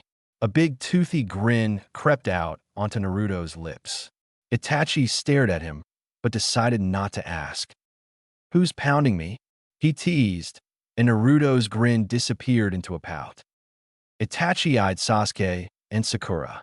It was Naruto's turn to protect Tizuna at the bridge for the day. He had complained about stopping his Kenjutsu training after only a day, but finally relented after Itachi promised to treat him to ramen after they got back home. If we get back home, Itachi now corrected his earlier words to his student. He had a bad feeling in his chest, and the Uchiha man hoped that he wouldn't have to deal with any casualties. Okay, Sasuke, Sakura, let's begin. Itachi-sensei, Naruto's voice screamed into his ear. It's the freak with no eyebrows. What? It's Zabuza. He's here. Wadash. The communication line went dead. Wadash. Whoa! Naruto flew into the air, and his earpiece communicator came off. Zabuza smirked beneath his mask, satisfied with the punch he had dealt the young blonde. Withdrawing his sword, the demon prepared to take another life, but Naruto wasn't having it. Take this. A kunai was flung, but Zabuza effortlessly knocked it away with his giant sword. You need better than that to save your skin, kid. They were on the bridge, and all the builders had fled the scene upon the arrival of Zabuza and his Hunter-nin pal. Tizuna stood behind Naruto, shaking in fear as the genin picked himself back up. Seemingly unfazed by the punch, he formed a hand seal. Shadow Clone Jutsu. Hundreds of clones appeared, surrounding Zabuza and the Hunter-nin on the bridge. I'll take half of them, and you take the other half, said the swordsman with a big grin. The Hunter-nin merely nodded and drew out a few sharp needles. Naruto recognized them as Senbon. With amazing accuracy, the Senbon was thrown, and each one pierced one clone in the neck, effectively dispersing it. Good job, Haku, Zabuza commented, slicing a clone into pieces. The one called Haku politely nodded.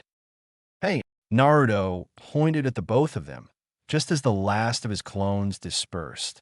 I'm not letting you get the bridge builder. You hear me? I, Naruto Uzumaki, will fight you. Believe it. Zabuza broke out into evil laughter before lunging at his target with the Kubikurobocho. Drawing his sensei's katana, Naruto parried the attack. At the withdrawal of the genin's new weapon, Zabuza was caught off guard, but managed to dodge an attempted stab anyway. Leaf style, crescent moon dance. Please be fast. Please be fast. Huh. Zabuza frowned. In an instant, 3 Narutos had attacked him. Try this one on for size. They all screamed, thrusting their weapons forward. Zabuza knocked away 2 of the clones, but the original managed to land a small cut on his hip. A brief shout of pain followed. Haku looked on, intrigued as he watched the blonde boy fight. He actually managed to land a hit on Zabuzadano. This boy must be strong. Ashashi, bhat. Tazuna called out. Where's your teammates? They should be getting here soon. Naruto yelled back. Leaf style, crescent moon dance. The same attack won't work on me twice, you fool. ARGH. Naruto had a cheeky smile on his face as he flew past Zabuza. The muscled man was clutching his cheek. Won't work on you twice, huh? Eyebrowless freak. He challenged. I'll destroy you, brat. Haku was tempted to join the battle, but knew that Zabuza could handle the boy alone. Naruto jumped out of the way quickly as Zabuza's sword came crashing down on the position he'd been standing on a moment ago. With a quick swipe of the Kubikurobocho, it was back on Naruto's tail in an instant. The orange-wearing genin blocked the sword with his katana, but was shocked as the weapon broke into 2, demonstrating the amount of strength Zabuza was using. As the sword swung toward his neck, Naruto felt himself blacking out. Naruto opened his eyes, surprised to find himself in a sewer of sorts. The spiky-haired boy took in the surroundings. There was nothing around but dull-colored walls and water sloshing away at his feet. To his surprise, the metal bars of a prison stood in front of him, and on the bars was a piece of paper with the kanji 4 seal. What is this place? His question was answered by an irritated growl. The figure of a giant creature appeared in front of him. Red eyes glared down at his small form. Taken aback, Naruto jumped. Blue eyes met red ones, and a questioning glance was met with a growl. What business do you have with me, puny brat? The creature demanded. Naruto backed away fearfully. Where am I? Am I dreaming? Dreaming? The red-eyed giant threw its shadowy head back and roared with menacing laughter. You're within your own body, brat. My own body? Naruto said quizzically, taking in the surroundings. Why does my body look like a sewer? Why is there water everywhere? Does this mean my chakra nature is water? Wow. No, wait, but Itachi sensei said it was wind. Silence. The creature's bellowing scared Naruto out of his skin. Why should I listen to you? He shivered, tried to sound brave. I can kill you with the swipe of my hand, brat. The giant creature stepped out of the shadows, revealing a face that told Naruto it was a fox.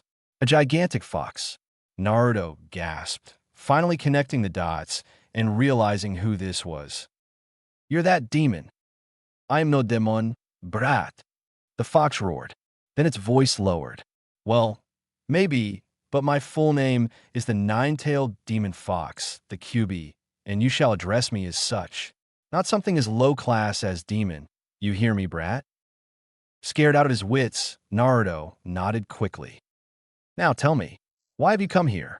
QB asked in a rude tone of voice. I don't know. The Nine-Tails glared angrily at his container. This kid is as dumb as his mother. Naruto watched on, confused, as the fox closed his eyes. Fox. Jai sleeping. No, brat. Shut up, or I'll kill you. Receiving killer intent from his tailed beast again, Naruto stood at attention, mouth shut tight. Finally, QB's eyes opened, his expression changing to a look of unamusement. You're going to die, fool. Why dash? Naruto suddenly felt himself blacking out again. Consciousness returned to the blonde, as the Jinchuriki felt his sight of the world returning to him. Unfortunately, Zabuza's sword was still just inches away from his throat. Naruto! He heard Itachi scream a few meters away. This is it, the genin thought sadly. I never got to become Hokage, and I never got to become anything further than a genin. Naruto Uzumaki, the #1 hyperactive knucklehead ninja, killed in action on his first ever ninja mission. No sooner had he thought that, his arm moved. Naruto blinked as his arm moved with incredible speed, knocking away the sword. Zabuza stared on in disbelief as the Kubikurabocho went spinning into the air before landing with a loud thud. Naruto felt himself leaning back, and suddenly Zabuza was kicked backwards with sheer force. What? I didn't do that. He raised his arms to look at them, and was both surprised and fearful when he saw his entire body covered with red chakra. From within Naruto's body, the Kyuubi cursed his luck. It's the perfect moment to have some fun with this brat's body, but the damned seal still isn't weak enough. Growling, the demon fox backed into his prison. Maybe in a few months. Naruto Uzumaki. To his relief, Naruto felt the red chakra disappearing. Itachi and the rest of Team 7 stood beside Tazuna, shell-shocked for individual reasons. Sakura was shocked at Zabuza's almost successful attempt to behead her teammate, while Sasuke was very surprised at his IQ-challenged teammate's ability to react fast enough for his life. Itachi, however, knew what had truly happened. The Jonin frowned, but like Naruto, was extremely relieved to see the red chakra receding. "You did well, Naruto," the Uchiha called out to his student. "I'll take it from here. I think it's time for me to join the battle, Zabuzadano." Haku looked towards Zabuza with a questioning look. The swordsman stared back at him before turning back towards Itachi's team and nodding, giving a certain command. "Kill them all." "Oh yeah? You want to join the battle now?" Naruto smirked. "Who cares? It's 4 against 2. Itachi frowned. "Somehow I can tell that boy, he's no ordinary kid. We'll need to watch out for him." "Stay back, team," he commanded. "I'll take care of the both of them. If I can't handle them, then you guys join in." "No way," Naruto and Sasuke yelled together. "I'm afraid you won't have a chance to do that, Itachi." Zabuza now had his eyes closed. "Your opponent is me, and me alone? Haha, ninja art, hidden mist jutsu." Itachi couldn't see anything either. He cursed. "No one can see in this mist, not even the caster of the jutsu. He wants to render my Sharingan ineffective, but this'll blind him too. I know what you're thinking." Itachi swerved back and brought out his katana in time to block a swing of Zabuza's sword. "You know that I know this mist will blind the Sharingan." The deep voice of Zabuza sent a chill down Itachi's spine. "But I'll get blinded as well. You're curious as to how I will battle while blinded in the mist." Throwing his leg back, Itachi only found himself kicking air. "Sight is only one of the senses we have," Zabuza continued. "Smell, touch, hearing, taste. I see. He trained himself to fight without the use of his eyes," the Uchiha thought. "This could be a little troublesome." "That's some super thick mist," Tazuna commented. Team 7 and their client were outside of the mist, but they knew Itachi and Zabuza were fighting it out in there. Suddenly, the Hunter Nin appeared in front of them, and both Naruto and Sasuke got into fighting stances. "Don't come any closer," Sasuke warned. Haku smiled beneath his mask. "I'm sorry, but we're going to have to fight. The two of you are interesting ones, and it'll be nice to see what you can do." "Hey, Team 7 isn't only made of 2 genin," Sakura retorted from behind Naruto and Sasuke. She dropped into a fighting stance. I haven't been in a real ninja battle before, but I'm not afraid of you." Haku said in an amused tone. "Sakura, your job is to protect Tazuna-san," Sasuke told his pink-haired teammate quickly. "Step back. We'll take care of this guy, but if we can't handle him, you join in." "Okay." The pinkette frowned but nodded. "You got it, Sasuke-kun." Sakura stepped back, getting in front of Tazuna protectively. "Well, bring it on," Naruto yelled at Haku. Secret jutsu, crystal ice mirrors. Mirrors made of ice began to appear around the male genins of Team 7. Sasuke gulped as he saw images of Haku in all of them. Naruto looked around his face one of irritation. What kind of stupid jutsu is this? The blonde yelled. Secret jutsu. Huh, I'll take you down. Easily. Don't underestimate the opponent. Naruto, Sasuke warned his teammate. These mirrors appear to be made of ice. I'll melt them all. Take this. Fire style, fireball jutsu. The Uchiha's fireball burned half of the mirrors, but to the Leaf Ninja's surprise, the ice mirrors stood steadily. These aren't just random mirrors, said Haku. You can't melt them. Sasuke glared at one of the Haku images. So this is the power of Kekkei Genkai that I always hear about. Kekkei Genkai? Naruto quizzed. What does that mean, Sasuke? After giving a long and detailed explanation about the Kekkei Genkai, Sasuke got ready to return to the battle. He was surprised to see Haku waiting for him to finish his explanation to Naruto oh so kindly. These aren't clones, they're the enemy himself, going speedily through every single one of them, so I'm seeing double. The Uchiha Genin realized. Well, not exactly double. He looked around at the army of mirrors. What incredible speed. I have to focus.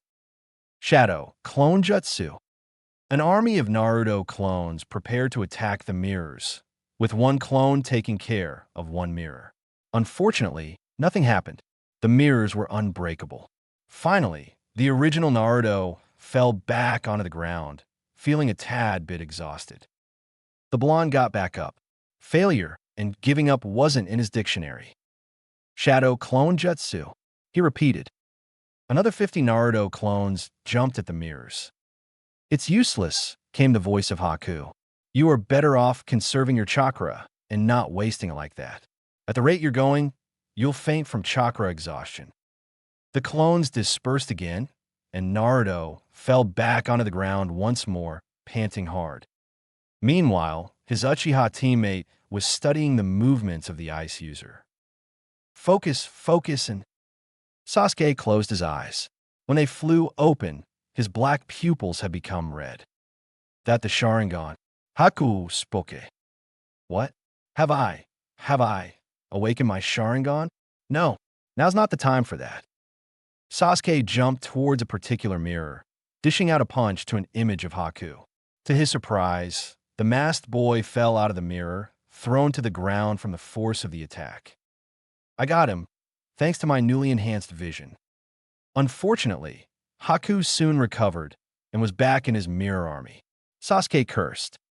I will just have to keep hitting him again and again until he finally gets exhausted and releases this jutsu of his. The Sharingan is incredible, Haku commented. It certainly is, Sasuke couldn't help but reply proudly. With you, Sharingan and all, I'll only be at a disadvantage if I carry this battle on for too long. I'll be forced to attack now. Apologies. What? His reply was an entire army of needles, flying towards Naruto, who appeared to be unconscious. Gritting his teeth, Sasuke charged towards his friend. I have to get there in time. You know, I didn't become a captain in the ANBU because of my eyes. Itachi expertly blocked another swipe of the Kubikurabocho with his katana. You are an annoying man. I expected your head to be gone already. The Jonin ducked as Zabuza's sword swung above his head.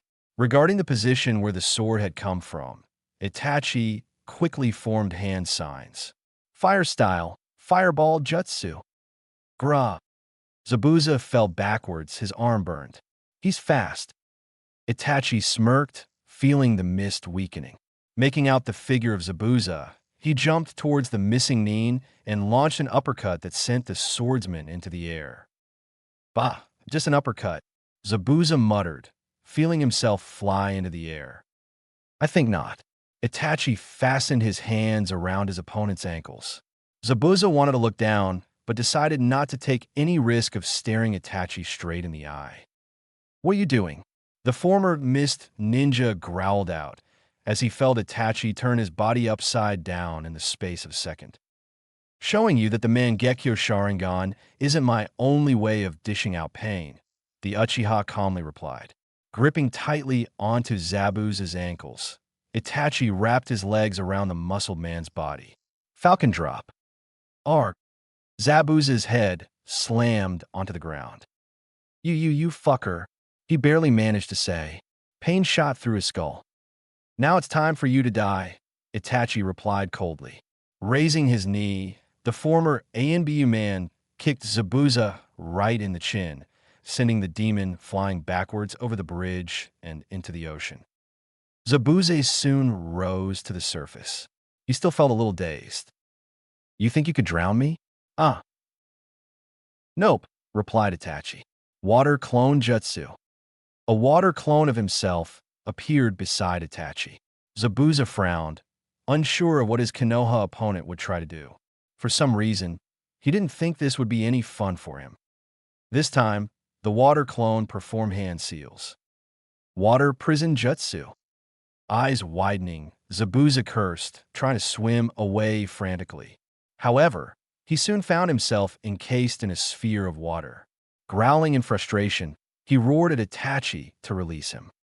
The clone simply stared at him, while the original Itachi was seemingly preparing a jutsu behind his clone. Your future is death.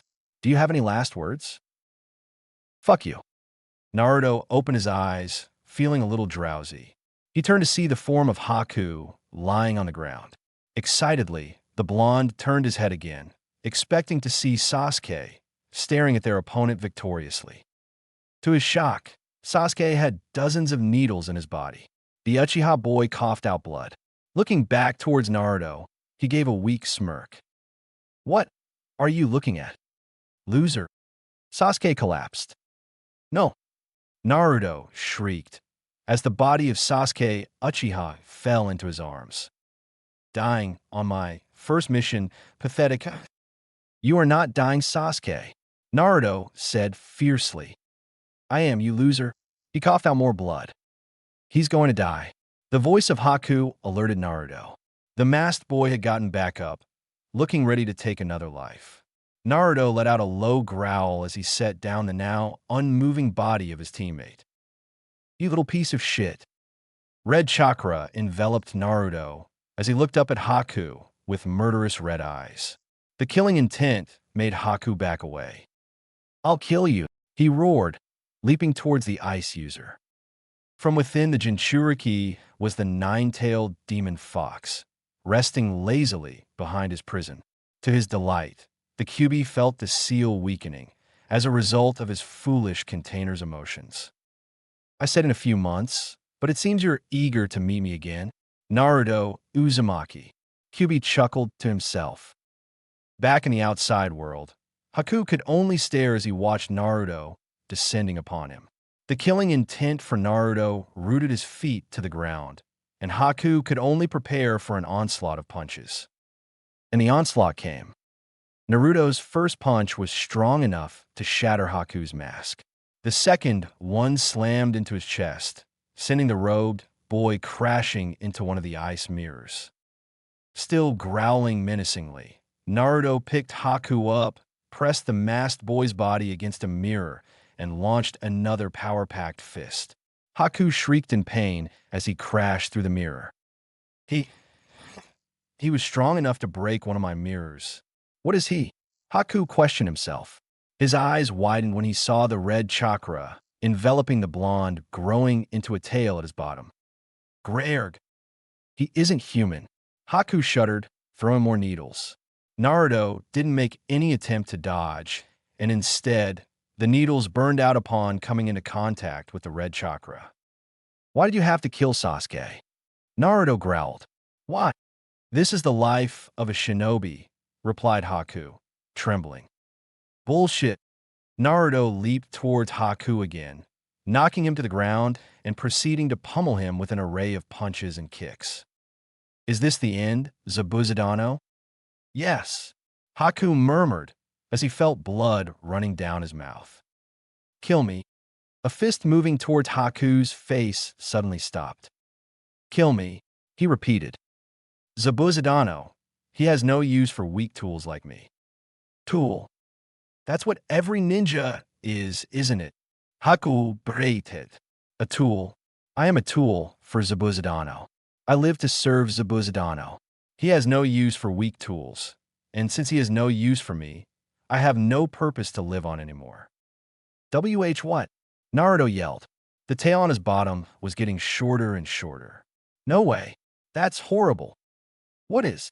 Haku frowned, pain all over his entire body. Why do you live as a tool?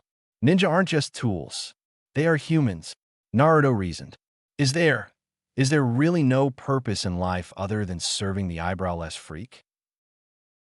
Haku chuckled softly in amusement at Naruto's nickname for his master. Tell me, if you have no friends, no family, nothing, and someone acknowledges you, won't you do anything for that person? The red chakra was slowly disappearing as a name flashed through the Leaf Genin's mind. Irika Sensei.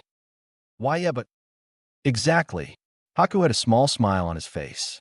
Zabuzadano, I lived on the streets. He offered to take me in. I know he's after my ability and not me. But since this is so, I must use my ability to serve him with all I can. Naruto was at a loss for words. By now, the reddish chakra had all but disappeared from his body. Haku's expression turned serious. He got up and walked half a meter away from Naruto. Naruto, kill me. Is there really no purpose in life for you to live on anymore? No, said Haku, without hesitation. Kill me. I killed your teammate, your friend. Come on. Why are you hesitating? If you, Naruto sighed, taking out a kunai. Say so. Gulping, the QB container steadied himself, preparing for his first kill. The weird thing is, I think if we met at a different time and place, we could have been friends. Haku's eyes then widened. Naruto frowned at him with a quizzical look. I am sorry, Naruto. Change of plan.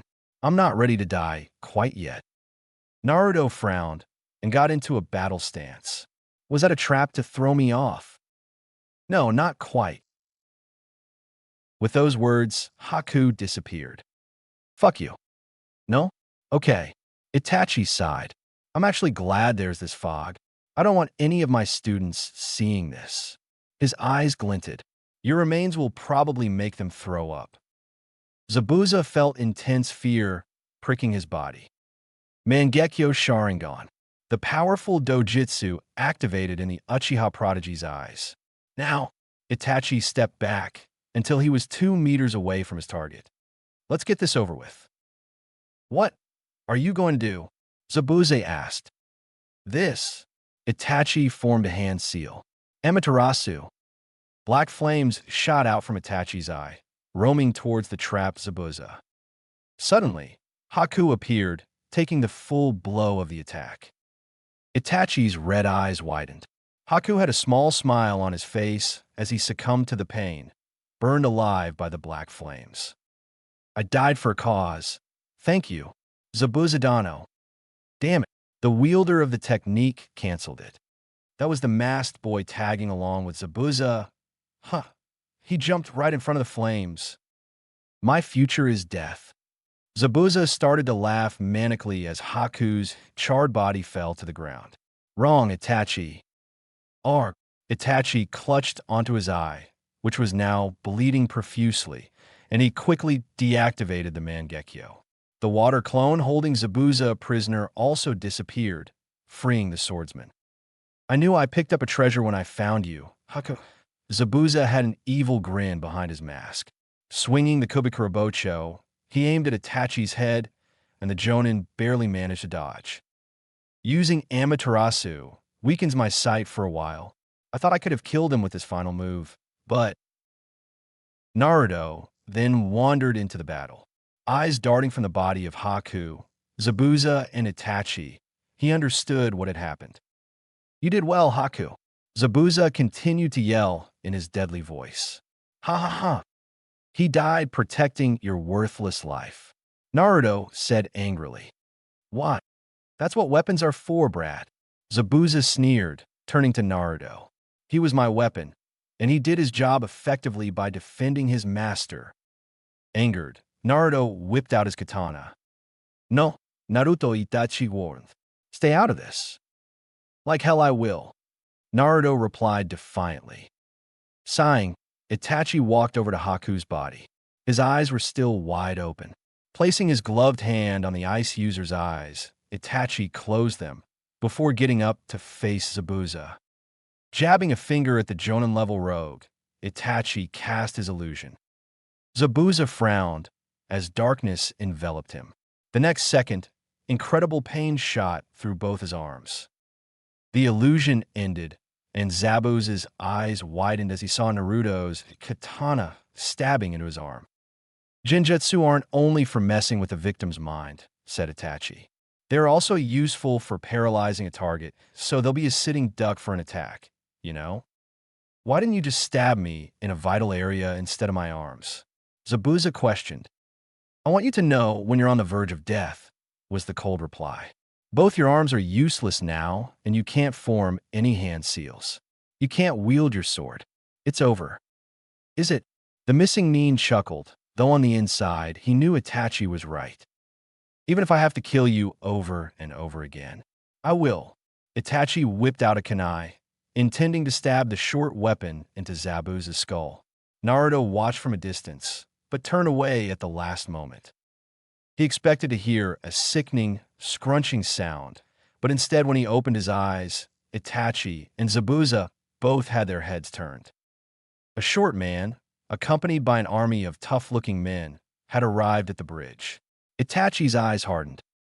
Gato, what happened? Sasuke sat up to see a mess of pink hair and a head resting on his stomach. Sakura was bawling her eyes out, and Tizuna stood behind her, looking grimly down on the both of them. The bridge builder looked incredibly surprised to see Sasuke awake. What happened? The Uchiha repeated drowsily. Satogekon. Sakura gasped. You're alive. She wrapped the boy into a hug. Sasuke blushed, not used to such close contact with a female that wasn't his relative. But then he recalled what Haku had done to him. The needles. I'm not dead, he asked himself lamely. Of course you aren't, you silly. Sakura continued crying, now hugging him tighter. Unsure of what to do, Sasuke simply nodded slowly. Tizuna helped the injured ninja up, and the three walked back towards Itachi. Sasuke gasped as he saw the remains of an unrecognizable body, charred and burned. That's Big Brother's Amaterasu. Is that Zabuza? Sasuke stared hard at the remains. No, Haku. He frowned as he thought of the ice-style user that had put him in a momentary death. He did it on purpose. He had so much power, so much skill, but he didn't want to kill me. What a guy. Sasuke's eyes widened as he took in the sight of more bodies. Itachi and Naruto were both standing a distance away, watching the carnage. Zabuza had a kunai in his mouth and was stabbing an army of rogues with ease. What happened? He started in surprise, as Zabuza finally beheaded Gato. The short man's head rolled onto the ground.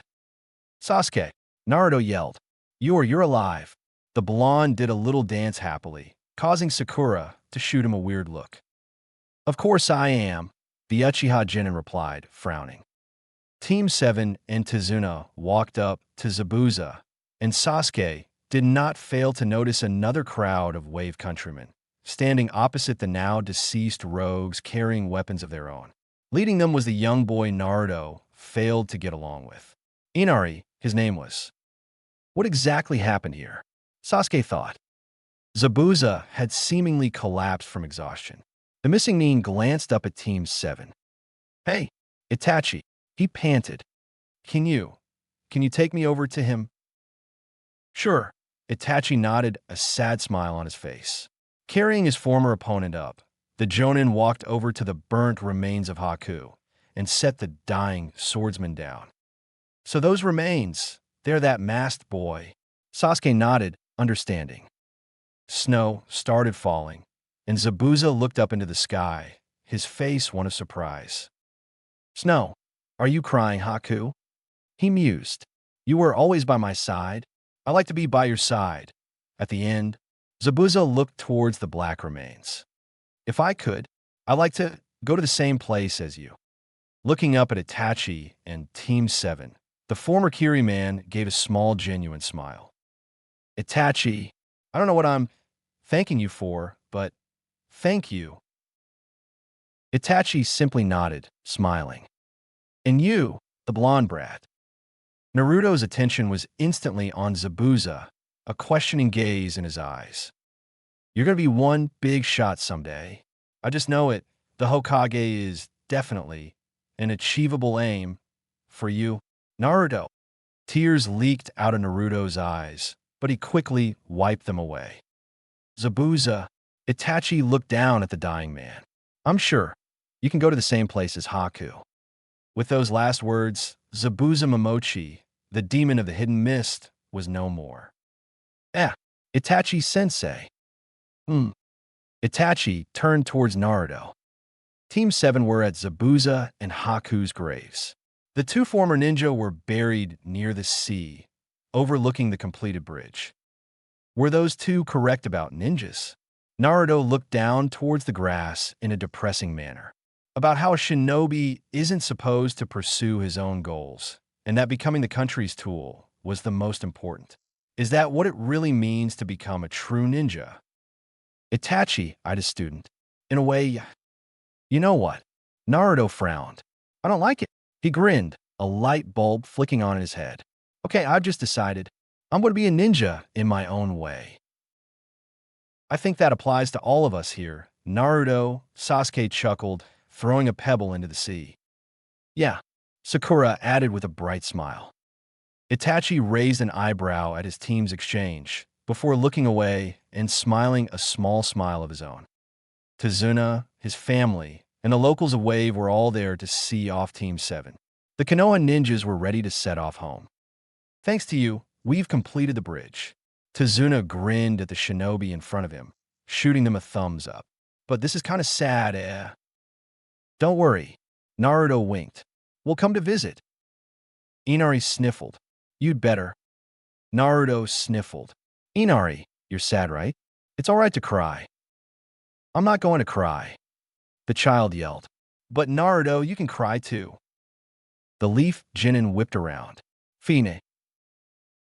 Sakura raised an eyebrow, inspecting both Naruto's face and Inari's. They were crying buckets. The Pinkette rolled her eyes, thinking to herself, geez, they're like twins. Well, later, Naruto yelled, not looking back. Goodbye, and thank you for everything. Itachi nodded and followed after his student. Yes, see ya. Sasuke waved. The people of Wave shouted goodbye to their benefactors, all waving with excitement in the air. That boy, Tazuna stared at Naruto's back. That boy changed Inari's heart, and Inari in turn changed the people's hearts. We still need to name the bridge. Tsunami piped up. Oh yeah, that. Tazuna grinned, looking into the sky while patting the head of Inari. I have a perfect name for it. What is it? Haha, the Great Naruto Bridge. That's a good name. Tsunami smiled. This name is in the hope that this bridge will never crumble, and one day become a famous bridge whose name is known throughout the world, as well as the boy it's named after. Are you sure you don't need to go to the hospital, Naruto? Sakura asked in concern. Nah, I'm fine. Naruto shot his pink-haired teammate a wide grin, causing her to shake her head. I think you should, Sasuke piped up. You walked straight into a minefield after all.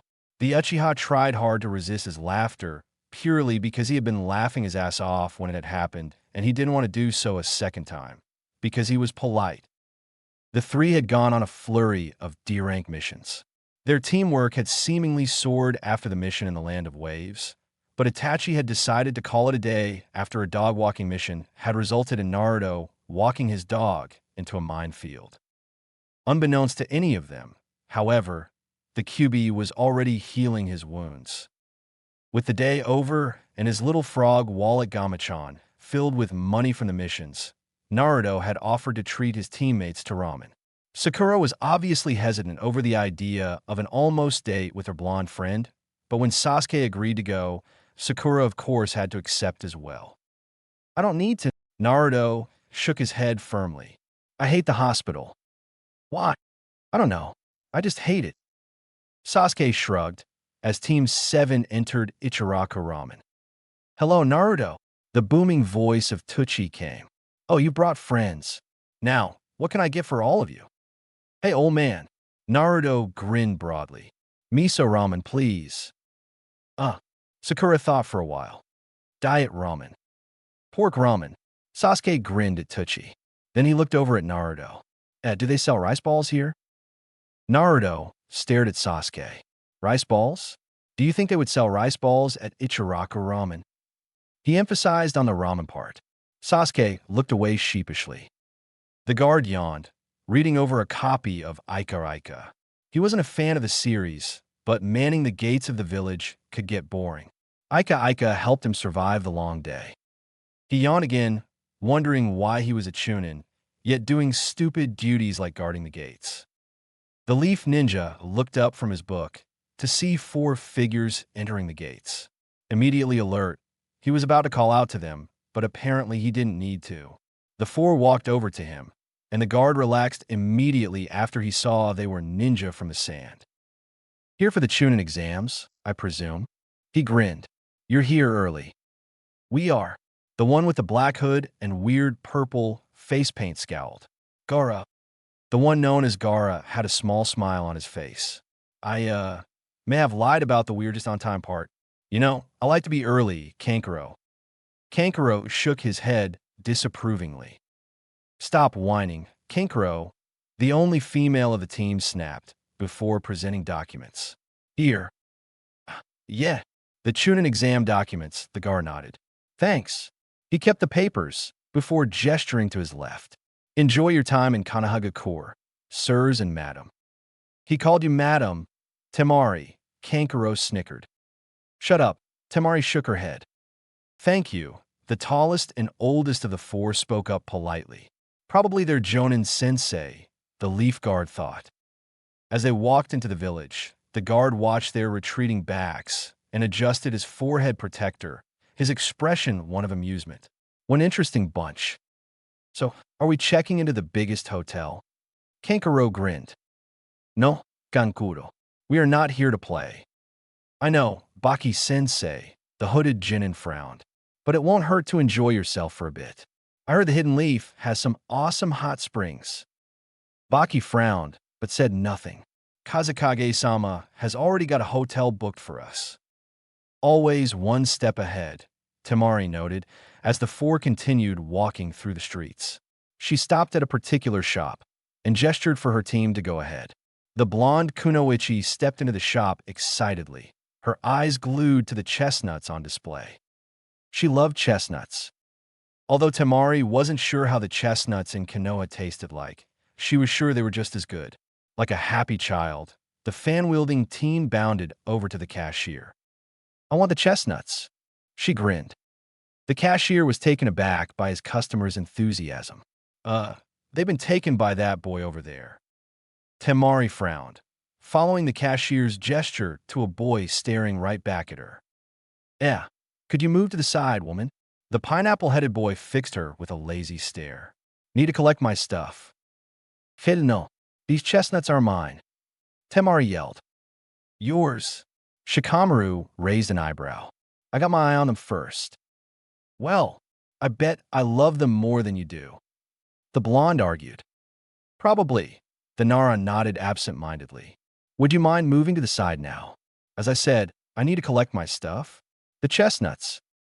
Temari glared at this leaf ninja with a hateful look as he took the packet of oh-so-tasty-looking chestnuts. As she turned around and got ready to sulk her way back to her team, a hand placed itself on her shoulder. What? She snapped, turning around. Shikamaru stared at her with his usual lazy expression, unfazed by her sudden yell. He used his hands to raise Temari's hand, and just as she was about to pull away, Shikamaru placed a packet of chestnuts in her hand. Temari raised an eyebrow, but before she could say anything, Shikamaru turned and walked away, hands in pockets. A hint of a smile broke onto her lips. Thanks, she yelled, waving the chestnuts in the air, before rushing back to join her team. Shikamaru continued walking, a similar smile on his face. Then he recalled something. That headband around her neck. What's Asuna Kunoichi doing around here? He asked himself before shrugging. Temari finally caught up with her brothers and Baki. She took in the scene of Kankuro holding a little kid up with three-leaf ninja glaring at him with expressions of anger and annoyance. She examined each one of them. The first one was the hottie. His hair was gorgeous, his face was gorgeous, and Temari almost thought he looked a little too perfect. The next boy, an orange-wearing guy who had the same hair color as her, albeit lighter. Their female companion was a pink-haired, civilian-looking shinobi, and Temari only noticed she was a ninja via her headband. A ninja with pink hair? Seriously? Let Konohamaru down. Naruto shrieked at Kankuro. And what if I don't? Kankuro sneered right back. I hate little kids like this, always running around and getting themselves into trouble. I'll kill you. His eyes narrowed at the frightened Konohamaru. Kankuro, Baki warned. Kankuro, Gaara shook his head disapprovingly. Kill him, huh? Naruto glared at the hooded teen. Let's see what you can do. He formed a hand seal. Wait, don't dash, Sasuke started, but his teammate had already formed 3 clones. The 4 Narutos leaped at Kankuro, much to his surprise. Caught off guard, the puppet user found himself being hit by 2 punches in the face and another 2 in the gut, sending him reeling back. Konohamaru was released, and the academy student ran to Sakura's side, where Moegi and Udon was. You little, Kankuro growled. He started to unwrap the bundle on his back. Kankuro, Baki roared a warning. The hooded sand genin relaxed, but kept his glare aimed firmly at Naruto. I'm sorry for causing trouble. Gaara apologized to Team 7 and Konohamaru's gang. Why are you apologizing for, Gaara? Kankuro said in irritation. Be quiet, Baki snapped. No worries, said Sasuke quickly, not wanting to get into a fight with 4 ninja. He didn't know anything of their ability, although his Uchiha mind was already laying out the answers. The one called Gaara fought with the gourd on his back, with whatever was in it. The blonde Kunoichi who had just arrived probably fought with that heavy fan, while the hooded loudmouth one used that mysterious bundle. The oldest of the 4 didn't look too special, so Sasuke skipped his mental evaluation of him. We will be on our way now. Baki bowed apologetically before leading his team past the 6-leaf citizens. Kankuro growled at Naruto and Konohamaru as he walked past, and the orange-wearing genin flipped him the bird until Sakura pushed his hand down quickly. Orochimaru-sama. When the owner of the voice heard no reply, he repeated himself. Orochimaru-sama. Yes, another voice hissed from the darkness. Kabuto Yakushi squinted to see his master's figure in the dark. All preparations are complete. The Sand team have moved into the leaf. Excellent. Orochimaru nodded his approval. Well, I believe it is also time for us to set off. You too, Kabuto. Yes, Orochimaru-sama. Kabuto fixed a Konohagakure forehead protector onto his forehead. If you don't mind me asking, Orochimaru-sama, the two walked together out of the hideout. Yes. Why go for the younger Uchiha when you have Itachi? Orochimaru shook his head. It seems you do not understand, Kabuto. Itachi is very much stronger than me, although that is a little hard to believe considering how I am, or was. Yes, was part of the Sannin. Itachi Uchiha? Stronger than you? Kabuto raised an eyebrow. He had never heard the snake-like man admit anyone was stronger than him before. Unfortunately, the missing Nin nodded. So my next best plan is to get the younger one. The one called. Kabuto started. Yes, Sasuke Uchiha. I've nominated you 3 for the Chunin exams. Naruto's eyes widened in surprise and happiness. Sasuke grinned. Sakura looked down nervously. Itachi had explained to them what the Chunin exams were earlier, and Team 7 were all surprised he'd nominated the 3. Although delighted, Sasuke raised this question to his brother. We graduated from the academy only about a month or 2 ago. Are you sure we're strong enough to be taking this Chunin exams? I have confidence in you. Itachi nodded. Besides, the other two teams that were made Genin this year were also nominated. It would be kind of funny if I didn't nominate this team. Yay! Naruto cheered. Itachi sensei, I love you. He jumped into the arms of the taller man. The former ANBU chuckled and set the Genin down. "Eh, it doesn't mean you're in," Itachi told his students. "I simply nominated you." The Uchiha man handed out 3 separate forms. "If you want in on this, you have to report back to the academy where you all were in before. Classroom 301. Tomorrow. 301, huh? Got it." Naruto grinned. Sakura had a look of uncertainty on her face. "Please let us through." Sasuke raised an eyebrow as he walked towards classroom 301, Naruto and Sakura tagging along behind him. A Genin with a green jumpsuit was getting pushed around by what seemed to be 2 fellow Genin. A crowd of other Genin had gathered to watch the 2 ninja attack the green-clad boy. "We're just thinning the numbers of weaklings for this exam," one of them declared. "This exam is not easy. Even we failed it 3 times. There's no way a bunch of weak kids like you can take this." "Hey," Naruto exclaimed. "You will let us through," he insisted. "And also, you will remove the Jinjutsu surrounding this area," Sasuke smirked. "That's right," Sakura shook her head. "Because this is the 2nd floor and not the 3rd. So, you noticed. The sign 301 became 201 as the crowd of Genin gasped at the revelation. They had all been tricked. But that's probably the only thing you can do. Noticing. One of the 2 Genin bullies, one with a bandage on his nose, leaped toward Sasuke. Naruto frowned, dubbing him Nose Guy. Nose Guy was soon thrown back by Sasuke's kick. "If you can't fight, don't try to start one," Sasuke taunted. Nose Guy growled intimidatingly, getting back up on his feet. "Stop!" The green-clad kid from earlier jumped into the middle, stopping Nose Guy and Sasuke before they could do anything more. There was a harsh exchange, but soon Nose Guy and his friend retreated. As soon as they were out of sight, Izumo and Kotetsu undid their transformations. So those were Itachi and Guy's teams. Kotetsu chuckled, one hand still clutched to his chest, the area he had been kicked. "The Chunin exams this year are going to be very interesting, huh, Kotetsu?" Izumo mused. "Are you sure you want to fight me?" Sasuke stared at Lee, who had gotten into a taijutsu stance he'd not seen before. "Positive." Naruto and Sakura regarded the stranger, whom Naruto had dubbed Bushy Brows, with uncertainty. "He's going to get slaughtered," the Pinkette whispered. Her teammate nodded furiously in agreement. He had seen Sasuke in action all the time. There was no way some green-wearing, bushy-browed kid could beat him up. Sharingan. Sasuke activated his Kekkai Genkai and smirked confidently at Lee before charging. His eyes widened as in a second, Lee was right behind him. Turning swiftly, Sasuke launched a kick, but Lee wasn't there. "What?" "Leaf Hurricane." The Sharingan wielder's body slammed onto the ground, and he let out a cry of pain. Sakura shook her head in disbelief, while Naruto ran up to his teammate, who now had several bruises. Naruto helped Sasuke up while looking towards Lee.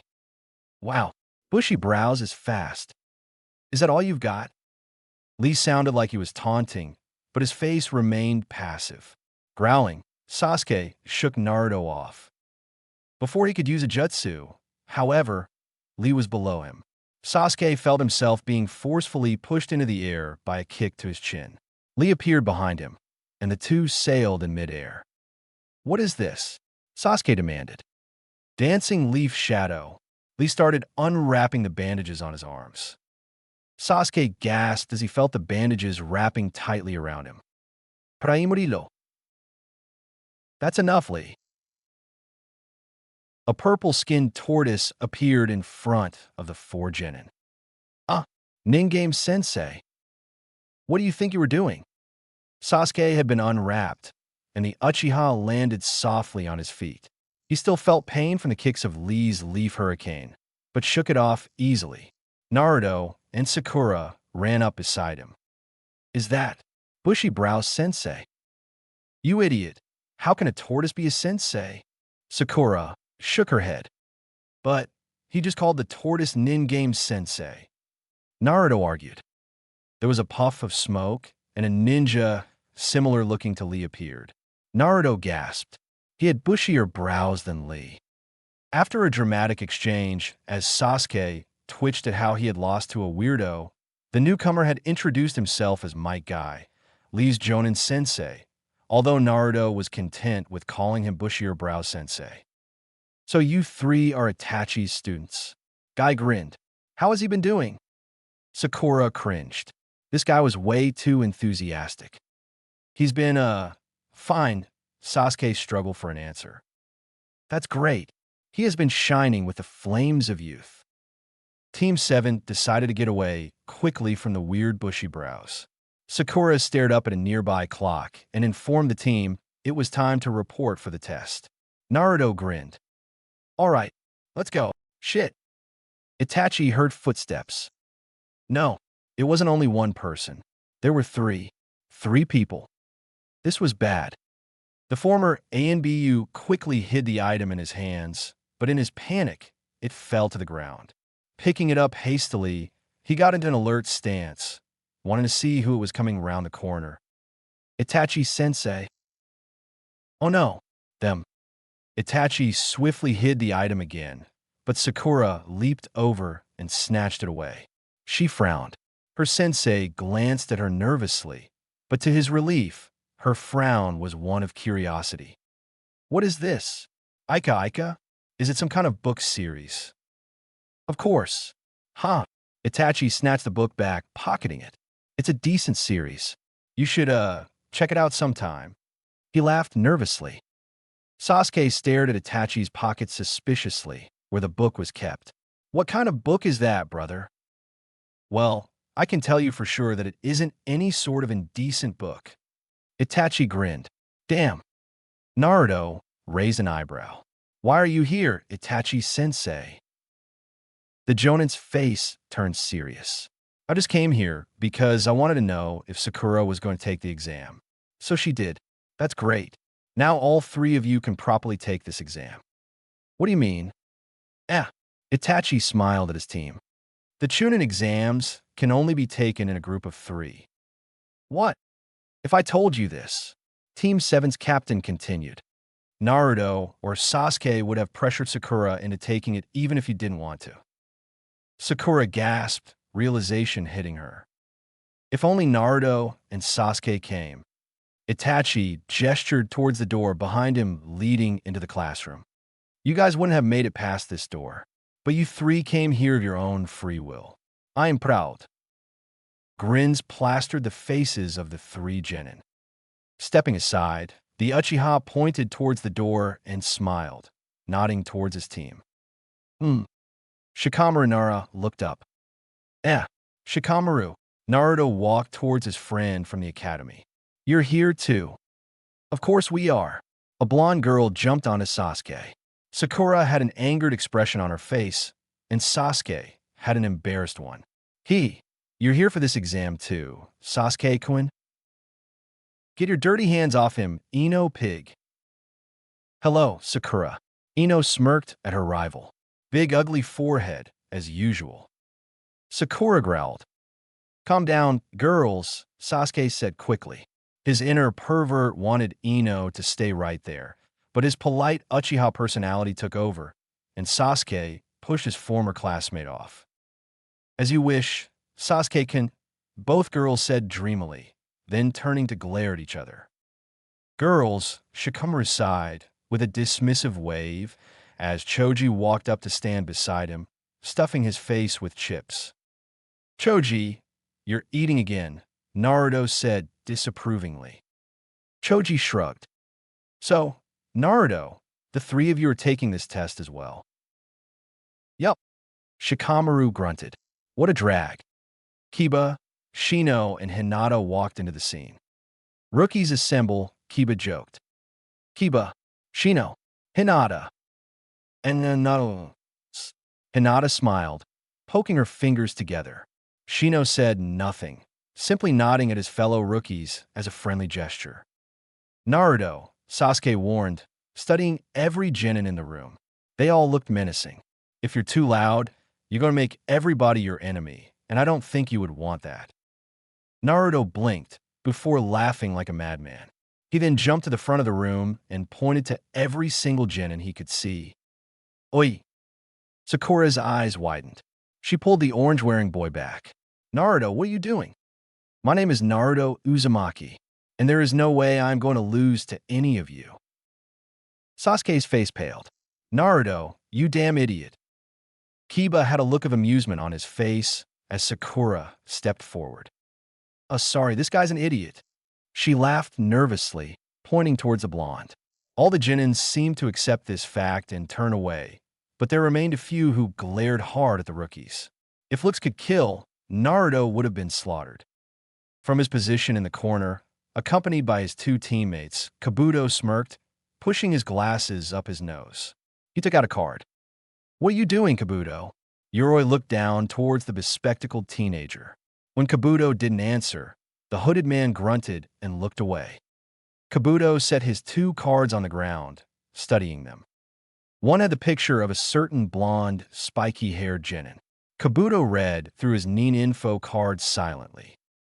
Naruto Uzumaki, 12 years old. Mission history, D ranks, 28 completed. A rank, 1 complete. List of jutsu, shadow clones, crescent moon dance. Ninjutsu skill, above average. Taijutsu skill, average. Genjutsu, the worst. Kenjutsu, average. He then turned his next card. Sasuke Uchiha, 12 years old. Mission history, D ranks, 28 completed. A rank, 1 complete. List of jutsu. Fireball, Phoenix Flower, possesses the Sharingan. Ninjutsu and Taijutsu skill, above average. Genjutsu, below average. Before the silver-haired spy could walk over, a shout alerted him, and he turned to see the apparent proctor of the exam. Well, I'll always get to see them again later. Ibiki Marino appeared in a puff of smoke, along with an army of Chunin behind him, all smirking intimidatingly towards the genin in the room. We will now start the first part of the Chunin exams. Ibiki grinned maniacally, making a few of the genin gulp. There will be tags given out, and based on your tags, you're to go to the designated seats. The scarred man then looked over to his army of Chunin, frowning. Aren't there supposed to be 16 examiners? The last guy's probably late. For something like this? Geez. If I didn't know better, I would have thought it would be Kakashi. Ibiki smirked. Naruto picked out his tag and went to his seat. Papers were given out, and the container felt a wave of uncertainty hit him. A written test. Sasuke stared at his paper with interest. A written test. This probably wouldn't do Naruto any good. Sakura picked up her pen, ready to begin. Listen up. Ibiki got out a chalk and started scribbling words on the board. Do not turn your tests over. I am now going to explain the rules of this test. Sasuke squinted to get a good look as Ibiki finished with his writing of the first rule and proceeded to the second one. As he wrote, he spoke. Questions will not be allowed after this, so you all better listen to this carefully. This guy scares me, Sakura thought. First rule. Ibiki gestured towards the board. The test has 10 questions, and you start out with 10 points. We do a point deduction system, so with each question you get wrong, you lose a point. There are only 9 questions on the paper, and the 10th question will be given when everyone finishes with their paper. Murmurs filled the room at that statement. I hate this already, Naruto sighed inwardly. At least I'm not in Naruto's shoes. He's probably going to fail this one. Sasuke shook his head in pity for his teammate. Naruto's probably going to fail this. It's a written test. After all, Sakura's thoughts went to her blonde friend. Second rule. Ibiki started writing furiously. This is a team test. Your team have a total of 30 points if you do the math. So, of course, the team needs to have 15 points in total to pass. Naruto tensed up. Sasuke choked on his saliva. Sakura started coughing wildly. Ibiki smirked. The third rule. Anyone who is caught cheating during the exam will have 2 points subtracted for each offense. The Chunin examiners will be situated around the classroom and will catch anyone who's cheating. Cheating? Sakura frowned. Who would do that? These questions shouldn't be too hard. The final rule. If anybody in your team gets 0 points, the team automatically fails together. This time, it was Sakura's turn to choke on her saliva. Naruto could feel an annoyed glare piercing into his back, and he shook it off nervously. The test will last an hour. Ibiki pointed towards the clock. Begin. Sasuke turned to the front of the paper and wrote his name down. He started studying the first question. Question 1.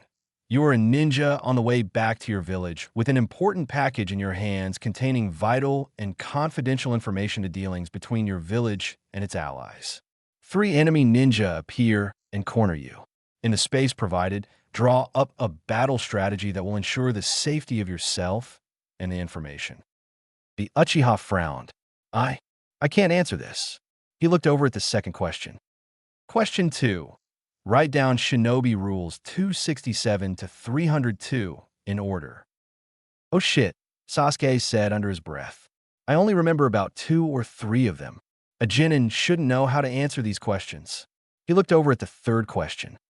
Question 3. Write down the names of any 3 S-class missing nin. How would I know? Sasuke said under his breath again, his tone angrier.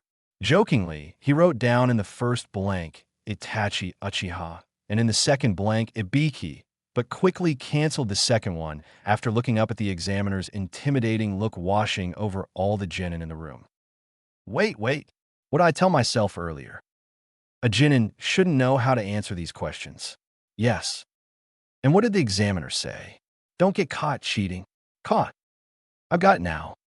Sasuke looked towards Naruto, who was nervously studying his own paper. Naruto, Sakura, have you two gotten it? The key to this exam is to cheat. He activated his dojutsu. Sharingan. Black pupils turned into red ones as Sasuke positioned a hand over his forehead to hide his Sharingan. Let's see. Sasuke's Sharingan eyes peered into Sakura's paper, and he was genuinely shocked. His pink-haired teammate had answered 8 of the questions, and by the looks of it, she wasn't cheating. Sasuke brought his pen up and started on his paper. I'm counting on your smarts, Sakura. 30 minutes had passed, and Naruto had gone through the entire paper, but still had no solutions to any of the questions. This is stupid. A normal genin can't possibly answer these questions. Wait. Naruto almost let out a gasp but stopped himself. Is the aim of this test to cheat? He looked over towards Hinata beside him and tried his best to look at her first answer. Number 38, fail. Number 132 and 169, fail. The blonde Jinchuriki's eyes widened, and he looked at the number on his seat. 59, phew. Safe for now. I get it. I have to cheat, but I can't be obvious. Stuffing his hands under the table, Naruto did his signature hand seal. Shadow Clone Jutsu.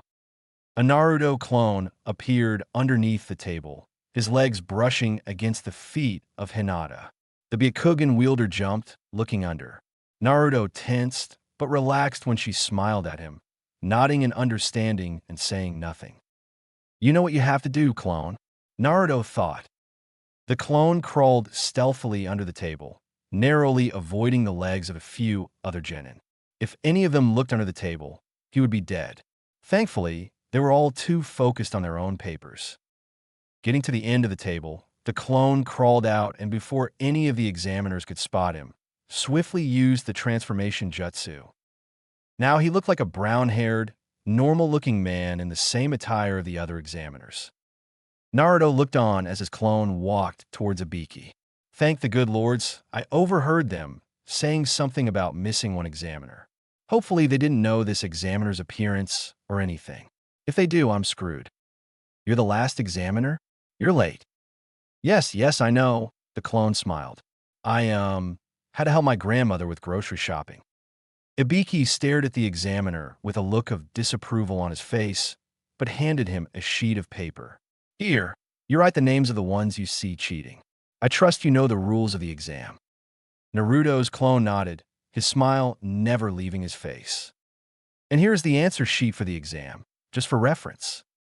Naruto's clone nodded again, his smile growing wider. He walked towards an empty seat next to another examiner. Carefully, he looked over the answers quickly and steadily. The original Naruto smirked, praising himself for such a well-thought move. Bingo! Meanwhile, the clone looked at the answers over and over again. When he was sure that he'd memorized it, he grinned and set the paper down. Ibiki raised an eyebrow as he saw the examiner stand up. Ha ha! The examiner grinned broadly and pointed at Ibiki. You fell for it. Moron! With that, said examiner dispersed, revealing its identity as a clone. Ibiki had to mask an amused smile. If I find out which one of you was that, you're dead. You got that. A feeling of dread washed over everyone in the room. I'll have to check out who in this room can use clones after this test. He continued. Naruto started panicking, but decided that out of the 100 genin in this room, it wasn't possible only one knew how to use the shadow clone jutsu. Sasuke chuckled softly, watching the whole situation unfold. That had to be Naruto. Naruto, you genius. He watched as his teammate started scribbling down on his paper confidently. Yup, that had to be Naruto. And pens down. Ibiki's sudden roar frightened half the room, but everyone calmed down considerably as the bandana-wearing proctor pointed to the clock, indicating the 1 hour was over. Naruto sat back, satisfied. All 9 questions were answered. Sasuke was also satisfied as he deactivated the Sharingan. Copying from Sakura proved to be a success. His female teammate had written down detailed answers for every question. Kankuro took this time to walk into the room, done with his business in the toilet. An examiner walked along beside him. Was your doll playing useful? Ibiki had a crazy grin on his face as he looked towards Kankuro. Naruto saw the hooded sand genin's eyes widen to the size of dinner plates for some reason. Shrugging, he turned back towards Ibiki, prepared to hear the 10th question. Listen up, everyone, Ibiki ordered. Let me tell all of you the rules of the 10th question. More rules. Naruto whined. Shut up, brat. Now where were we? Oh yeah, the 10th question. It's like this. For the 10th question, you must choose whether you want to take it or not. Yeah, choose. Choose. Shikamaru turned to see who had spoken and raised an eyebrow when he saw Temari. It's Chestnut Girl. So I was right. She is here for the Chunin exams. If you choose not to, your points will instantly be reduced to 0, and you will fail this test along with your 2 teammates. Ah. Naruto laughed. Then, of course, everyone's going to choose to take it. Well, maybe. Ibiki smirked. He then dropped the bomb. If you choose to take it and answer the question incorrectly, that person will lose the right to take part in the Chunin exams. Ever. Again. Sounds of loud gasping and cries of not fair instantly filled Ibiki's ears. How are we supposed to choose? It's a die or die situation, Sakura thought, frowning. Those who wish to leave and try again next year, please raise your hand. An awkward few seconds passed, and finally, the first hand shot up. Number 79, fail. Number 12 and number 121, fail. Number 149, fail. Number 22 and number 3, fail. Number 69, fail. Number 11 and number 99, fail. I'm sure I can answer this question. Sakura stared at all the genin raising their hands. But, Naruto, you. She stared at her teammate, who seemed to be looking up towards the ceiling in thought. Naruto, there's no way you can answer this question. Are you just taking this question to ensure me and Sasuke-kun don't fail? Hokage, Hokage, you're always going on about becoming the Hokage. You're a dumbass. All you think about is becoming the Hokage. A smile crept onto her face. Naruto, this impossible dream of yours, I want to protect it. The Pinkette started to raise her hand, but stopped in shock as she saw Naruto raise his. Naruto Uzumaki, giving up? A look of pure surprise was registered on every single one of the Leaf rookies' faces, including Shino's. The number one unpredictable ninja was giving up. Or not. Don't underestimate me. Naruto's hand slammed onto the table. I don't care if I'm a Genin forever. Even if I'm a Genin forever, I will still become the Hokage. Heck, I'll be the first Hokage to be given the rank of Kage as a Genin. Bring on this stupid 10th question. I'm not afraid. Naruto. Sakura smiled again, her hands sinking. Ibiki had to mask another amused smile. Why do I get the feeling this guy is the one that made his clone transform into the fake examiner? I'll ask you all one last time. This is your last chance. Do you want to quit? No. Naruto roared, answering for every genin in the room. None of them objected. Fine then. Ibiki looked towards the examiners, who nodded. All of you pass. Sasuke blinked. That's right. Ibiki continued. Naruto had a look of disbelief on his face. I congratulate all 78 of you here on passing the first test. Welcome to the stage of the second test. Training Area 44, the Forest of Death. Sakura shuddered. She clung onto Sasuke's arm, feeling uneasy. Naruto felt a pang of jealousy as Sasuke smiled down at Sakura, but shook it off as he listened to what this crazy examiner lady, who had called herself Anko Mitarashi, had to say. After celebrating for having passed the first test, this purple-haired weirdo had burst into the classroom and taken them all to this place for the second part of the Chunin exams. Naruto felt excitement course through his body. He had a feeling this wasn't some written test. There was finally going to be some action. You will soon find out why it's called the Forest of Death. Cool story, bro, Sasuke called out. There was a few chuckles in the Genin crowd at this, and Anko frowned. This is nothing, Naruto bragged. If you think you're intimidating me, police. I was more worried than I am now when I found out our first test was a written one. A kunai was thrown. Nope, Naruto said cockily, ducking to the side as the kunai whizzed past him. Anko smirked. Kids like you're quickly killed. Brat. The purple-haired special Jonin walked toward a grass ninja behind Naruto. The blonde turned to see that this particular grass shinobi had caught Anko's kunai with her tongue. Tongue? Naruto looked away. That's just plain creepy. Thank you. Anko winked at the grass nin, who simply nodded with a sadistic smirk. Looks like this year's exam is going to be real interesting. Interesting? Naruto twitched. More like creepy. That tongue, it's scary. Sasuke stared at the grass nin. When the long-tongued possessor noticed, she stared right back, and the Uchiha's eyes widened as he felt the amount of killer intent directed towards him.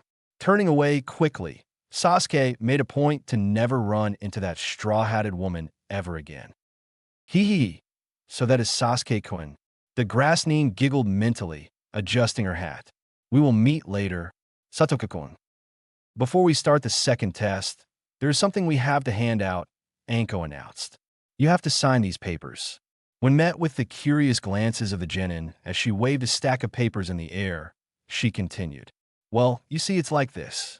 There will be deaths in this test, and as long as you die without signing one of these, I'll get into deep shit, huh? Deaths? Sakura thought. Her grip on Sasuke's arm tightened. Ow! Sakura, you're hurting me. Esoru Sasuke-kun. Sasuke looked down at the pinkette and sighed. She must have gotten shaken when that crazy examiner lady said something about dying. Well, I'm not dying here in the middle of an exam, and since she's on my team, she has nothing to be worried about, he told himself confidently. After you sign these forms, I'll be explaining what the test is all about. Forms were rapidly signed. Help me out. Sasuke handed 2 papers to Naruto. Naruto grinned. I'll help Sakura, but not you. Asshole. Bastard. After a 4-second-long staring contest, Naruto growled in defeat and grabbed the papers, and along with him chucked his own piece of paper into the designated area. Sasuke smirked and nodded in thanks. Now, let's hear what the second test is all about. The special Jonin said cheerfully. Basically, in the Forest of Death, your team is going to get through the ultimate survival test. A survival test, Naruto thought, the excitement rising further up within him. Around this training area 44, as its name suggests, has 44 locked gates. This area has a radius of around 10 kilometers. There's a forest. Sasuke blinked. No cheat. Rivers and a tower in the middle. During the survival in here, you will need to do a certain task. Battles with no rules. What do all of you fight for? These. Anko held up two scrolls. One had the word heaven scripted onto the front, and other had the word earth. Heaven and earth, Sakura stared at the scrolls. There are around 26 teams here. So, 13 teams will get the heaven scroll, and the other 13 will have the earth scroll. Your objective is to get to the tower in the center with both scrolls in possession. When you reach the tower, only then do you pass this test. Naruto nodded, finally getting it. So, we do battle with other teams for scrolls. Yup, Anko replied enthusiastically. But what happens if we defeat a team with a similar scroll to ours? Kiba spoke up. You're free to do whatever you'd like with that scroll. However, it won't pass you, of course. Whatever I like. Sasuke was deep in thought. Dogboy asked a good question. But what does she mean by whatever I like? Then realization hit him. So, I can pocket scrolls that I already have on purpose to reduce the amount of teams that will pass this test. So there will be a higher rate of me and my teammates being promoted to Chunin, or perhaps use it as a bargaining tool when ambushed by other teams. Interesting. Time limit? Shikamaru asked. 5 days. While away it, will breakfast, lunch, and dinner be provided? Choji asked desperately. Pampered little idiot, Anko frowned. There will be plenty of food within the forest. Of course, only the non-poisonous ones are edible. Choji paled. Shikamaru patted his best friend's shoulder to calm him down. Don't worry, the Nara whispered, grinning. I know how to tell which ones are poisonous and which ones aren't. This made Choji relax, but now it was Ino's turn to speak up. What about showers? How do I refresh myself every morning? Murmurs among the female crowd of genin showed that they had the same questions on their minds. Go without it, Anko shrugged. You won't die. It's just a shower. If you really have to, wash yourselves in the rivers around the forest. They're pretty clean. Of course, you also risk being located by enemies and killed or injured while your guard is off. Ino stepped back, her face now paling in horror. Shikamaru this time had no comforting words. He just sighed. Okay, kiddos. Now, everyone will check into that booth over there. You will exchange your 3 papers for 1 scroll. The booth will be hidden so no one will know who has what scroll. Anko then grinned, looking back towards the shadows of the Forest of Death. The second stage of the Chunin exams had begun. Now is a perfect time to discuss a strategy. Sasuke noted. Team 7 had gotten their scroll, an earth scroll, and had now reported to one of the 44 gates. How long until the gate opens? Naruto asked the man tasked with opening their gate. Around 5 minutes, he replied. 5 minutes should be plenty to plan. Sasuke nodded. Naruto, you can use the shadow clone jutsu, right? Create as many as you can when we are in there and do scouting. Find weak teams or vulnerable teams. Once any of your clones find one, we move in. How do I know which of the teams are weak? Sasuke ran a hand through his hair. I guess it's best to stick with the teams we know. Forget the weak teams part. Locate the other rookie teams. Team 8, Team 10. Aiming for a battle between the rookies. Naruto smirked. Sakura decided to break her silence. Have you come up with a battle plan? Like when we run into battle or someone decides to ambush us? Not really, Sasuke frowned. Naruto, you can do kenjutsu, right? Good. Do you have your weapons with you? Naruto withdrew 2 katanas from the sword holders that had been newly added to his orange outfit just a week ago. Yup, Itachi sensei got me these. He said this was one of the weapons he used while he was in the ENBU. Cool, huh? Yeah. Sakura, what do you have? Huh? Oh, The pinkette started nervously.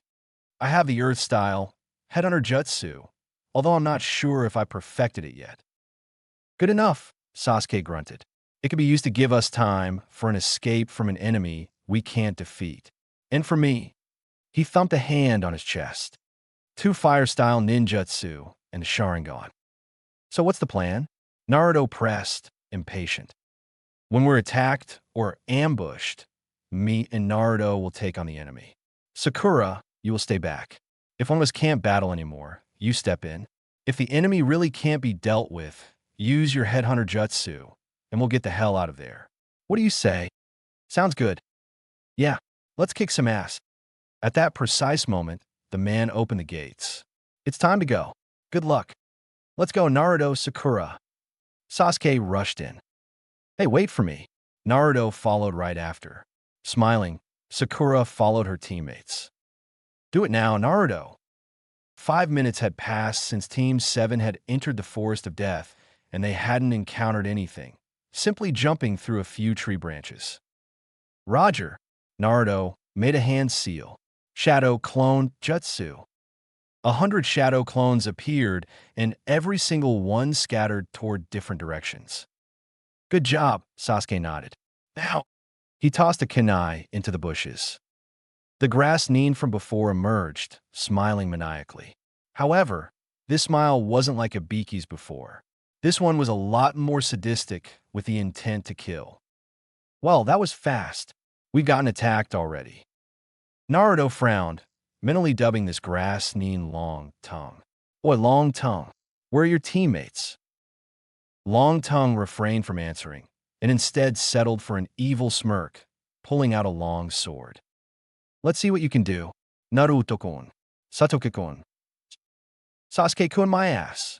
It's Sasuke to you. Sasuke growled. Don't be like that, Sasuke-kun. Long Tongue hissed, his evil smirk never leaving his face. We might turn out to be friends, after all. The sword-wielding grass nin then held up a heaven scroll in his hands. Friends? Who will want to be friends with you? Sasuke spat. You have the Earth Scroll, right? Long Tongue ignored Sasuke's question. So you will want this heaven scroll. He then swallowed the scroll whole, visibly scaring Team 7. Why you swallowed it? Sakura's eyes widened. Now let's fight for the scrolls. The grass nin grinned wildly. With our lives on the line. Sasuke tensed as he witnessed a vision of Sakura being impaled by a kunai. The scene repeated itself over and over again.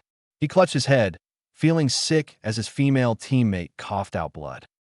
Gen. Jutsu. No, this is just killing intent. My god. He can do so much with just one wave of Ki. Who is this guy? There is no way he's a genin. Are you witnessing it? Your own deaths. Long Tongue chuckled. Sasuke forced himself to turn. Sakura was clutching her head like him, trying to shake out the visions. However, Naruto was seemingly unaffected by the wave of Ki. You are brave, boy. Long Tongue smiled creepily at Naruto. To not be affected at all, tell me, how are you able to shake off the visions and the killing intent? Naruto shrugged. The villagers try to kill me every day when I was a little boy. I've been through all this already. He then whipped out his 2 katanas. Guys, snap out of it. We gotta fight him. It's no use. Long Tongue laughed. They won't even want to move. No. Naruto gasped as he watched his teammate stab himself in the thigh with a kunai. Let's do this, arg ouch. Long Tongue raised an eyebrow. Not bad.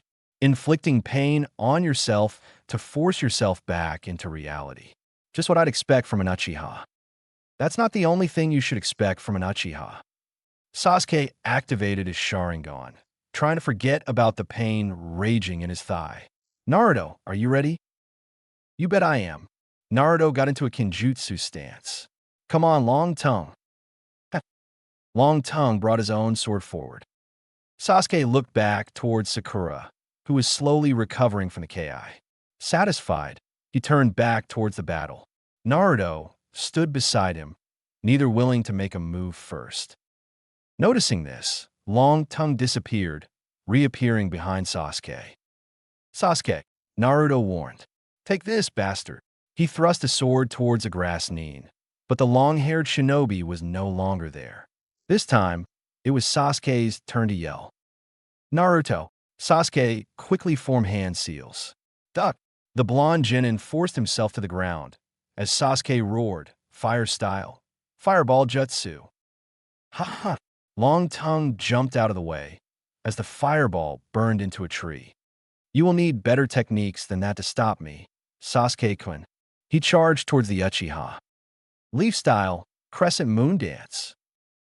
What? Long Tongue growled as he jumped into the air just a second before 3 Naruto copies could reach him with their katanas. The original Naruto appeared behind him, and Long Tongue flipped around quickly to parry Naruto's thrust. Take this. Naruto ducked and swung both katanas towards Long Tongue's feet. Unfortunately, the snake-like ninja jumped back. You're a genin, but you can use an A-rank kenjutsu technique. Your speed, too. I would have been dead meat had I remained there a second longer. You're full of surprises, Naruto-kun. Shut up. Naruto did his shadow clone hand sign again. Leaf style, crescent moon dance. Wind style, great breakthrough. Watt dash. Naruto's clones dispersed, and the original felt himself being blown back violently. One of his katanas slipped from his hands towards the forest floor. Here's my chance. Sasuke launched his hands into seals once again. Fire style, fireball jutsu. The flame grew with the wind from Long Tongue's jutsu and flew towards the long-haired ninja. It managed to destroy a tree, with it crumpling to the ground, but Long Tongue soon reappeared behind Sasuke, unharmed. Startled, Sasuke kicked back, but Long Tongue was in front of Sasuke by then. Stop playing with me, you idiot. The Uchiha kicked forward, and this time, Long Tongue was above him, looking ready to bury his sword into Sasuke's skull. Instinctively, Sasuke dropped his upper body to the ground and kicked the sword away. Good moves, Sasuke-kun, the Grassning commented as she, or was it a he, raised a hand. Sword of Kusanagi. The sword flew back in a Long Tongue's hand, making Sasuke gasp. He can control his sword. This is no original man or woman. Naruto watched the battle unfold, and then noticed Sakura, who was still trembling a few meters away from the ensuing fight. Swiftly, he leaped forward and carried Sakura in his arms before jumping down onto the forest floor. Sakura-chan, calm down, he soothed, trying to sound as nice as possible. At the same time, Naruto noticed his katana lying a meter away and got up, wanting to pick up the weapon. No, Naruto, don't leave. Naruto frowned as Sakura grabbed onto his leg. If you leave, we are all going to die. Protect me, please. At her statement, Naruto gave her a comforting smile. I'll never leave. I promise. Believe it. In his mind, he cursed the long-tongued freak. She must still be affected by that intense ki. Sakura seemed to be satisfied, and she wrapped Naruto into a crushing hug. Surprised, Naruto wanted to pull away, but relaxed when he saw Sakura wasn't going to release her grip anytime soon.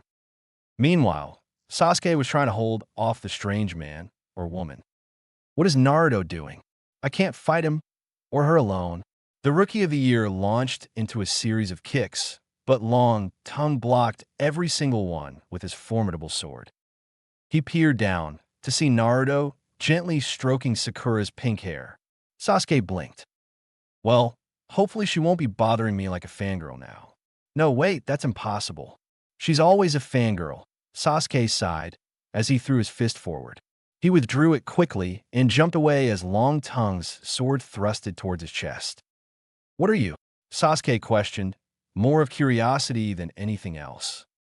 I'm Orochimaru. Okay, Orochimaru. So are you a male or a female? Orochimaru twitched. Male. For a minute there, I thought you were both. Orochimaru twitched again, but then his expression hardened. I've had fun playing with you, Sasuke-kun. But this is the perfect opportunity to do it while your teammates are not around. It. Sasuke frowned, alert. Big brother's been teaching me this jutsu, but I haven't mastered it completely yet. Should I? Orochimaru sheathed his sword. Krepare yosa, Satokakun. Yup, definitely should. Fire style, dragon flame jutsu. What? Orochimaru shielded himself as a burst of flame, taking the form of a dragon's head, rushed towards him. The Kusanagi wielder jumped back, but the enormous flame followed. Sasuke grinned as the flames exploded. Did I get him? To his dismay, Orochimaru emerged safely from the smoke, although part of his face was torn off to reveal it was a mask and another face underneath. What is this? Who the hell are you? I told you, Sasuke-kun. Orochimaru chuckled evilly. My name is Orochimaru. Remember it well, because we will meet again. Then he touched his face, feeling the torn skin. But to burn off even this little bit of my mask is quite a feat, but there's no time to waste. It is time. Time for what? Sasuke questioned suspiciously. This. Orochimaru's neck extended, and the snake-like man's head inched closer toward Sasuke. Holy fuck. Sasuke leaped back, but Orochimaru's head caught up. No. The Uchiha launched a kick, but the neck of the snake man wrapped around his leg and his body. What are you doing? Sasuke growled. Constricting me like a snake? Something like that. Orochimaru chuckled, breathing into Sasuke's ear and making him shiver. But I'm not ready for you to die quite yet. Sasuke grunted, but beneath his confident expression was one of true fear. What? What are you going to do with me? He tried to reach for the earth scroll in his pocket, but Orochimaru's neck restricted his hand.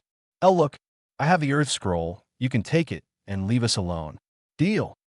No. With that said, Orochimaru bit into his neck. Eyes widening, Sasuke tried to move, but found himself paralyzed as Orochimaru's fangs sank into his neck. He felt power coursing through his veins, new power. But with it was also pain. Excruciating pain. Sasuke clutched his neck and fell to the ground, twisting and turning as Orochimaru's long neck pulled back. This is your first test, Sasuke-kun, Orochimaru spoke. Let's see if you have what it takes to survive the cursed seal of heaven. I will see you again if you don't die, that is. With a final maniacal laugh, the grass neem disappeared. Sasuke, Naruto yelled. He gently set Sakura down and rushed to meet his friend. The pinkette was unconscious after shaking and panicking from the intense killing intent. Sasuke felt himself falling from the tree. Instead, he felt Naruto grab him. The two safely descended onto the ground. What happened? Naruto asked worriedly. He had saw the one called Orochimaru biting Sasuke in the neck. He didn't turn you into a snake vampire or something like that, did he? Sasuke couldn't answer. He felt the world going black. Oi, Sasuke. Naruto started panicking as Sasuke collapsed, unconscious like Sakura. Damn. Shadow, clone jutsu. One clone appeared. Naruto would have summoned more, but then he reminded himself there were about another 100 clones running around the forest. What's up, boss? He asked. Carry Sasuke and follow me. Naruto ordered, scooping Sakura into his arms. The clone grumbled something about having to carry Sasuke instead of Sakura, but followed the original's command anyway. Both Narutos leaped through the trees, intent on finding a safe place to rest. As they went, the Naruto clone glanced down at Sasuke and noticed a mark on his neck. Frowning, he inspected it. This doesn't seem to be a good mark. I'll have to tell the boss about it later. Oh wait, my memories go to him once I disperse. Huh. Oi! Naruto shouted back at his clone to alert him. The original then jumped down from the trees, and his clone followed. The two identical boys arrived at a small cave. A cave in the middle of a forest. The clone frowned as Naruto put Sakura down. Anyway, at least we're safe now. Naruto smiled as he watched his clone setting Sasuke down as well. Not quite. The clone shook his head. Anyway, I'll be going for now. Right? Naruto nodded as his clone vanished in a puff of smoke. Instantly, the memories flooded his mind. Curiously, the orange-loving genin bundled over to the unconscious body of Sasuke and stared at his neck. Indeed, there was some sort of mark there. What is this? Naruto then sat down and leaned against the wall of the cave, resting as his tired mind erased the question from his head. Right now, his priority was to rest for a bit to get his body back into shape. He felt his eyelids slowly dropping, but steadied himself. I can't sleep. If an enemy arrives, our Earth Scroll will be stolen, or even worse, if they're anything like that long-tongued freak, we'll be dead. With that motivation, Naruto forced his eyes open. It seems we have run into Naruto's team. Really? Naruto's team? Huh. Kiba, Shino, and Hinata stood at the top of a tree, glancing down towards a cave. They saw Naruto's head sticking out, probably searching for any enemies or unfriendly people. And Naruto-kun. Hinata stuttered. Are you sure this is a GG good idea? Goki-kun. She produced 2 scrolls from her pockets. We already have both S scrolls after all. The thought of having to fight Naruto scared the Hyuga heiress. Of course, Naruto is like one of the weakest. Kiba smirked. Maybe we can snatch the scroll his team has as a bargaining tool if we run into strong enemies. Naruto-kun isn't as weak as you think he is, Kiba-kun, Hinata thought, poking her fingers. I still don't think this is a good idea. I agree with Hinata. Shino voiced his opinion. I guess I'll have to go solo then, Kiba said, his smirk remaining on his lips. Akamaru barked. Kiba, don't dash, Shino started, but the Inuzuka had already jumped from his position in the trees. With a huge sigh, the bug user looked toward Hinata. Hinata, you stay here. I'm going to back Kiba up.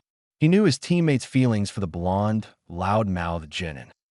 Hinata nodded with a thankful expression on her face. Shino jumped from his position on the tree and joined Kiba below on the ground. Naruto-kun, please be safe. Looks like you've decided to join me, Shino. Kiba grinned. I just want to make sure you don't get yourself injured, Shino said stoically. It would be a hassle to carry an injured teammate to the tower. Kiba grunted and flexed his muscles. Should we attack him when he's not suspecting us? Or call him out for a fair fight? Your call. I say dash. Wawa. Shino looked up, alert, as Kiba let out a shriek of surprise. His foot had kicked into an almost invisible string that he hadn't noticed before. A moment passed, and finally Shino was the one to scream. Kiba, look out. He pulled the feral boy away quickly as 4 kunai struck the spot that Kiba had been in before. Phew! Kiba heaved a sigh of relief. Never knew Naruto was the type to make traps. Or maybe it was Sasuke dash. An explosion followed. AR, Kiba, and Shino were both thrown back. The Inuzuka blurted out a string of curses as he felt burns all over his body. Kiba's train of thought went to Naruto. That tricky bastard. Speaking of the devil, a spiky-haired figure emerged from the smoke. Naruto was surprised to see an injured Kiba and an unconscious Shino before him. Looks like you triggered my explosion tags. Naruto grinned childishly. Sorry about that, Kiba. You bastard. Kiba growled and staggered back on his feet. Akamaru, come on. Akamaru barked in response. Oh, he wants a fight, Naruto thought. At least Shino is out cold. But if Hinata comes in to help, I'll certainly lose. We're going to beat you up so hard and take your scroll. Kiba said confidently. You stand back, Akamaru. I think I could defeat the dead last on my own. Akamaru obediently stepped back, barking to cheer on his master. Who are you calling the dead last? Naruto responded in anger. Dead last, blah blah blah. I'll show you what the dead last can do. Believe it. With that said, he drew out his katanas. When did Naruto learn how to use a weapon? Kiba thought. Bah, he must be just showing off. Tunneling Fong. Kiba began spinning ferociously and charged towards Naruto. The katana-wielding genin dived out of the way, and Kiba slammed into a tree, tearing through its trunk. When the attack had ended, Kiba landed on the ground in front of Naruto. That didn't hit you? Damn. You're in range. In range. Kiba watched as Naruto summoned 2 shadow clones. Is that the shadow clone jutsu? What? That's supposed to be a B-rank jutsu. How can the dead last know how to do this? I'm sorry, Kiba, but you won't like this one, Naruto said apologetically. Leaf style, crescent moon dance. With a speed faster than the tunneling Fong, Naruto was right in front of him. Kiba gasped as he felt his chest burn with a sudden pain. What was that? The dog-loving genin questioned. Then he spotted the tip of Naruto's sword, tainted with blood. Could it be? He swung his weapon so fast. I couldn't even see it. 2 katanas were suddenly at his neck. Kiba closed his eyes, prepared for his death, but instead there was nothing. The only thing Kiba felt was the cold touch of 2 katanas at his neck. One move, and his head would be gone. Akamaru barked in despair for his master. I'm not exactly the killing type, Naruto explained sheepishly. So if you just tell me what is the scroll you have, I'll let you go. You're my friend, after all. His lips broke into a cheeky grin. Naruto. Kiba smiled. You're a good guy, Naruto. Unfortunately. He flicked a pill towards Akamaru. It was an accurate shot, and his ninkin jumped towards the pill and swallowed it. The Inuzuka then started coughing as he felt the katana's press against his neck. Calm down. Any deeper, and I'm dead. Naruto's clones relaxed as the original looked towards Akamaru suspiciously. What did you do to your dog? Akamaru's skin turned a shade of red.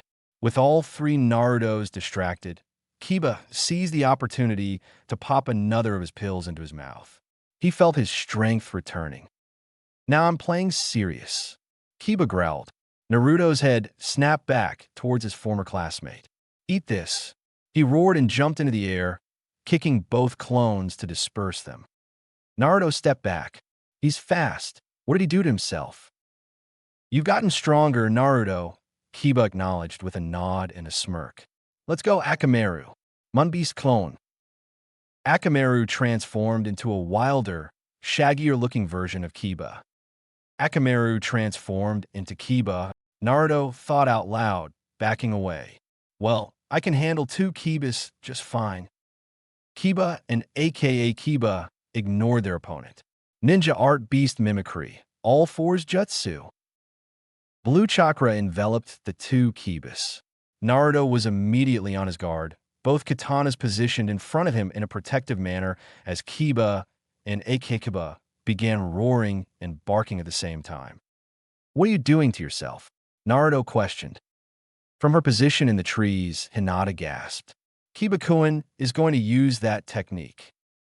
The Inuzuka responded by throwing smoke bombs toward Naruto, engulfing the blonde in smoke. Naruto shielded his eyes as he heard Kiba cry, Man-Beast Ultimate Taijutsu. Fong over Fong. Man-Beast Ultimate what? Naruto thought to himself. This can't be good. Swiftly, he placed his hands into a familiar hand seal. Yuch. Rar. Ow, ow, ow, ow. Damn it. Ouch. Arg. A satisfactory smile crawled onto Kiba's lips as both he and aka Kiba ended their assault. Judging from the ways he kept grunting, Naruto must be injured. No, half dead by now. His enhanced senses, however, soon picked up on the swishing of a kunai thrown from above. Narrowly dodging, his eyes widened as he spotted an explosive tag on the short ninja weapon. For the second time today, Kiba was caught in the middle of an explosion. How? The heavily injured Inuzuka coughed out blood as Akamaru lay beside him, barely conscious. Naruto stood on a tree that Kiba had been under just before he got caught in the explosion. The spiky-haired boy looked as fit as a fiddle, with no visible recent bruises or wounds. He shot the injured dog, boy, a goofy grin. The smoke bombs were your downfall. Smoke bombs, Kiba questioned. Then his eyes widened. Those grunts, there were a lot of them, and he can use the shadow clone jutsu. Damn it, I see. You use the shadow clone jutsu. Anticipating a dangerous attack, Kiba growled. Then you jumped away with your crazily fast speed, away from the smoke, leaving your shadow clones there to take the hits. Yep, and because you and your little dog were spinning so wildly, you didn't catch me leaving. Naruto had a cheeky and triumphant expression on his face. Kiba sighed, giving up on trying to move. His body wouldn't listen to him. He had to do it, but he didn't want to. Eventually, Kiba shook his head. I admit defeat. You've gotten strong. Naruto, think I gotta rest for a bit. The shaggy-haired boy thought, as he felt tiredness overtake him. Soon, Kiba closed his eyes. Don't go to... Naruto started, but was met by a snore from the dog boy. Sleep, Kiba, he finished lamely. I haven't asked you where the scrolls were yet. Oi, oi, and Naruto-kun. Naruto turned to see Hinata in front of him. Instinctively, the boy got into a fighting stance. Hinata raised her arms in the air quickly to show she meant no harm. I just came here to take Kiba-kun and Shino-kun away. Oh, relaxing, Naruto nodded. He glanced over at Kiba, then to Shino. Kiba will need a good rest. Shino should be fine once he wakes up. Hey, all right. Thank you in Naruto-kun. No problem. Naruto flashed his trademark grin towards Hinata, making her blush. The heiress was on the verge of fainting, but forced her excitement away. She had a duty to help her teammates. Hinata walked over to Kiba, grabbing her teammate's collar. She dragged him along to Shino. With Shino, Hinata grabbed his collar as well. Are you going to drag them around the forest? Naruto had a look of disbelief on his face. Yeah. Right? Hinata then released her hold on Shino, rummaging through her pockets. What scroll do you need? And Naruto-kun. Is she going to give me a scroll? Naruto thought joyfully, but frowned. No way. I can't take it. I can't take your scroll. Hinata, he replied, matter-of-factly. You should be defending your scrolls, not randomly giving them to friends. The crazy examiner lady said so. But I thought since YU defeated Kikibi-kun in a fair and SQ2F fight, you should, take it. She found herself stuttering more in the presence of her yellow-haired idol, and mentally lectured herself. Naruto frowned at the stuttering. No way. You keep it, Hinata. If you say so. And Naruto-kun. Hinata grabbed on Shino's collar. Will be going now. As Hinata and the unconscious figures of Kiba and Shino disappeared from view, Naruto suddenly remembered about Sasuke and Sakura. Somehow, he had a bad feeling about being so far away from the cave. Kiba had led him away from it during the battle. Hurriedly, Naruto rushed back to the cave, and when he saw three figures, faces shielded by the shadows, crouching over Sasuke and Sakura, a chill ran down his spine. Looks like it's time for another battle. Hey, Naruto's back, one of the three figures warned. Naruto frowned, and his grip on the hilt of his katana tightened. He swore he recognized that voice. Shikamaru, a second voice called. What a drag. A moving shadow shot up, and before Naruto could do anything, he found himself paralyzed. Surprised, he looked up to see Shikamaru, Choji, and Ino, with the latter holding Team 7's Earth Scroll. Shadow Possession Jutsu Success. Shadow Possession Jutsu Success. Why us? Naruto frowned. Sorry, Naruto. Choji had an apologetic look on his face. They were unguarded and all, so Ino decided to barge in and take the scroll. Well, it's every man for himself out here, right? He laughed nervously. You should have engaged me in a fair fight. Naruto was annoyed. Shikamaru sighed. Choji. Choji nodded reluctantly, not comfortable with the idea of hurting a comrade. Expansion Jutsu. The Akimichi grew into 3 times his normal size and curled into a giant ball. Human boulder. Release. Shikamaru released his jutsu just a second before Choji slammed full force into Naruto's body. The blonde Jinchuriki was sent flying out of the cave. Now that's taken care of, let's go and find some place to camp for the night. We head for the tower early in the morning, Ino said cheerfully, pocketing Team 7's Earth Scroll. What a drag. I hope they have food at the tower. Team 10 strode out of the cave, leaving the unconscious Sasuke and Sakura behind, but not before Ino creepily marveled over Sasuke's face. Not so fast. The trio looked up, and Ino let out a loud gasp. Shikamaru grunted, and Choji regarded the scene with a panicked stare. At least 20 Narutos were up in the trees above them. All were armed with 2 katanas. If you want to leave, you have to beat us first. Shit, Ino Shikicho can't work on 20 enemies, and we don't even know which one is the original Naruto. Shikamaru thought, wait, this isn't a simple clone jutsu. This is the shadow clone jutsu. But that's a B-rank technique. How did Naruto learn that? We can handle 50 Narutos, let alone 20. Ino called out confidently. Besides, those are stupid illusions. Just a simple clone jutsu. They can't touch us. Now, all the Narutos had smirks on their faces. You have no idea how wrong you are. Shikamaru turned towards his teammate. We can't touch you, eh? One of the clones started. Why don't we? Test that out. The Naruto clones began grouping themselves into pairs. What was he thinking? Shikamaru looked around at the clones, as they all successfully formed into twos. One particular pair began the action.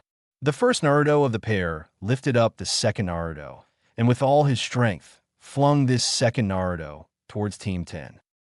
Wadash! Ino was punched in the face by the flying Naruto.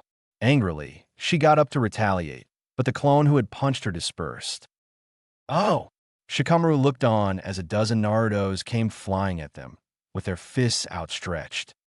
In just 5 minutes, Team 10 had fell. Ino was knocked unconscious, with Naruto not feeling very comfortable over hitting a female. Choji and Shikamaru, however, had bruises all over their faces and bodies. I'm sorry, guys, Naruto said cheerfully. Ah, well, you should be fine after a good rest. He strode over to Ino, and praying she wouldn't wake up and scream at him for being a pervert, Naruto checked all her pockets for the scroll. Thankfully, this only took a few seconds, finding his team's Earth Scroll in his fellow blonde's back pocket. So, who has the Heaven Scroll? He thought aloud. After a thorough check, Naruto found Team 10's Heaven Scroll on Choji, and although feeling a little guilty about beating up his friends like this and having their chances of passing, decided to keep the 2 scrolls. The least I can do is move them to a safe place. Naruto nodded determinedly. I can only summon 1 or 2 more clones, or I'll be dying of chakra exhaustion. Shadow, Clone Jutsu. 2 clones jumped out from a puff of smoke. One carried Ino bridal style and Shikamaru on his back. The other had the job of carrying the overweight Choji, and this particular clone looked ready to collapse. As his clones left, Naruto retreated back to the cave and stuffed the Heaven Scroll into Sasuke's pocket, keeping the Earth Scroll for himself. Since I got the scroll we want, I should disperse all the clones around the forest now. One by one, the 100 or so clones that Naruto had summoned were dispersed. I definitely need to rest for a while. Wow. No, I feel so re-energized now. Why? I swear I was so tired a minute ago. Shrugging it off, Naruto sat down and toyed with one of his kunai. Just gives me the opportunity to look out for the enemies. Naruto got up. Better start setting some traps. Kiba and Shino got caught in them, so it should work for everyone. He checked his small tool bag, where he kept his dozens of ninja weapons. Finding 3 more explosive tags left, Naruto activated them, before starting to set his traps up. This should be good, he smirked, thinking of an enemy ninja getting caught in this. He was a natural at traps. When Naruto was a child, AMBU were normally stationed outside his house every other night, because of the villagers' tendencies to attack the house where he lived alone. A kind dog-masked A&BU had taught him how to defend himself through traps, and since then, he'd been practicing. Only this time, Naruto could use real ninja tools.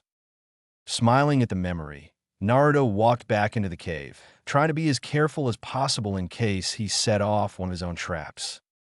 Satisfied with his work, the spiky-haired boy leaned against the wall, toying with his kunai for a while and thinking of the day that had passed, until he finally succumbed to sleep. "You're mine now, Sasuke-kun. No. You're mine. No. No. I'm nobody's. Mine. Only mine. No. No. Fuck off." Sasuke screamed, the upper half of his body jerking up.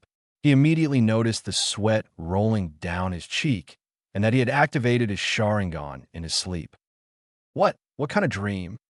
Suddenly, he remembered. Orochimaru. Sasuke's fingers brushed against the spot where Orochimaru had bitten and winced as he felt intense pain when his hand made contact. Deciding to ignore the wound for now, he turned to see Naruto, leaning against the wall, asleep, and Sakura, lying on the ground and snoring softly. He was surprised to see his screams hadn't woken his teammates up. Then the raven-haired boy examined his surroundings. Naruto and Sakura must have got me here. Sasuke looked towards his teammates and smiled. Although Naruto was a bit of an annoying loudmouth and Sakura was annoying as well, they were both interesting in their own ways. If he had a choice, he would still choose to stick to Team 7. Then the Uchiha remembered the events of last night. Orochimaru. That bite. Sasuke had a feeling it was no ordinary bite. He stretched his head a little to get a look at his neck. His eyes widened as he spotted some kind of mark there. What is that? I think I'll have to ask Big Brother about it once we're out of this place. Sasuke walked out of the cave and, thanks to his Sharingan, noticed the traps lying around the area. Realizing he still had his dojutsu on, he was about to deactivate it, but refrained from doing so after seeing the traps littered around the cave. Naruto or Sakura must have set them, Sasuke concluded as he walked towards the nearby stream. Hell, I'm Festi. Before Sasuke could lean down to taste the water, he felt a burning pain on his neck. Groaning, he collapsed, clutching onto the spot where the pain was coming from. It was the mark. The mark was doing something to him. Coming to this realization, Sasuke felt fear grip his chest. Was it killing him? No, if anything, Sasuke felt a surge of great strength shooting through his body, accompanied by the pain, of course. He didn't feel any cells dying. Deactivating his Sharingan, Sasuke continued turning. The pain was unbearable. Almost as soon as it came, the pain suddenly stopped. Blinking in surprise, Sasuke got back up. He took the sip of water he wanted and walked back to the cave and activated his Sharingan when he was near the traps. Gone. He was back down on the ground, writhing in pain. It was returning. He felt the great boost of power again, unfortunately accompanied yet again by the pain. Instinctively, Sasuke deactivated his Sharingan, and instantly, the pain vanished. My Sharingan. It's the cause of the pain. But why? Sasuke frowned, getting back up. This had to be set aside for now.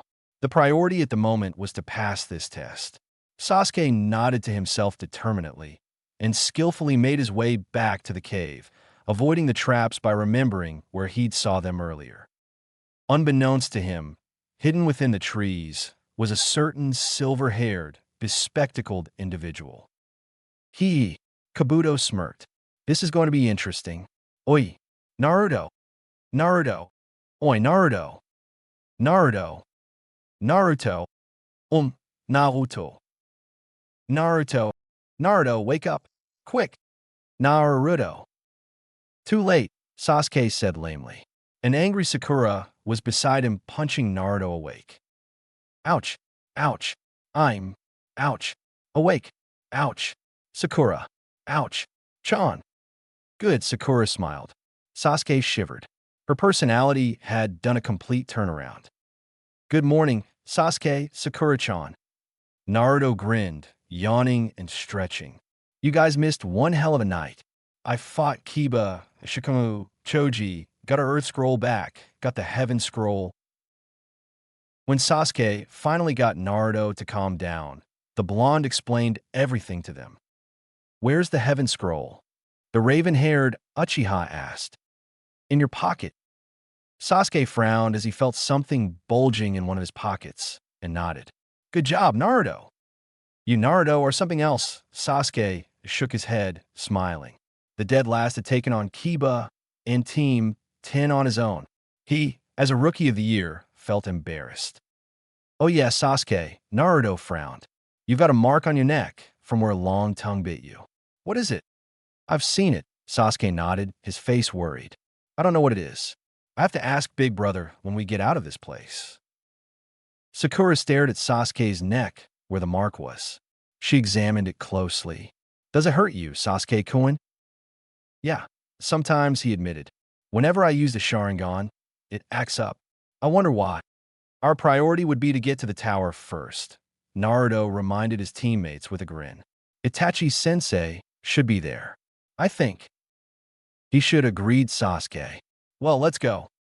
Right. Orochimaru did what?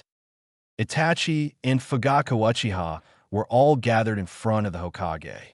Hiruzen Sarutobi had a grim look on his face, and Anko Mitarashi, standing beside the third, had an equally uncomfortable look.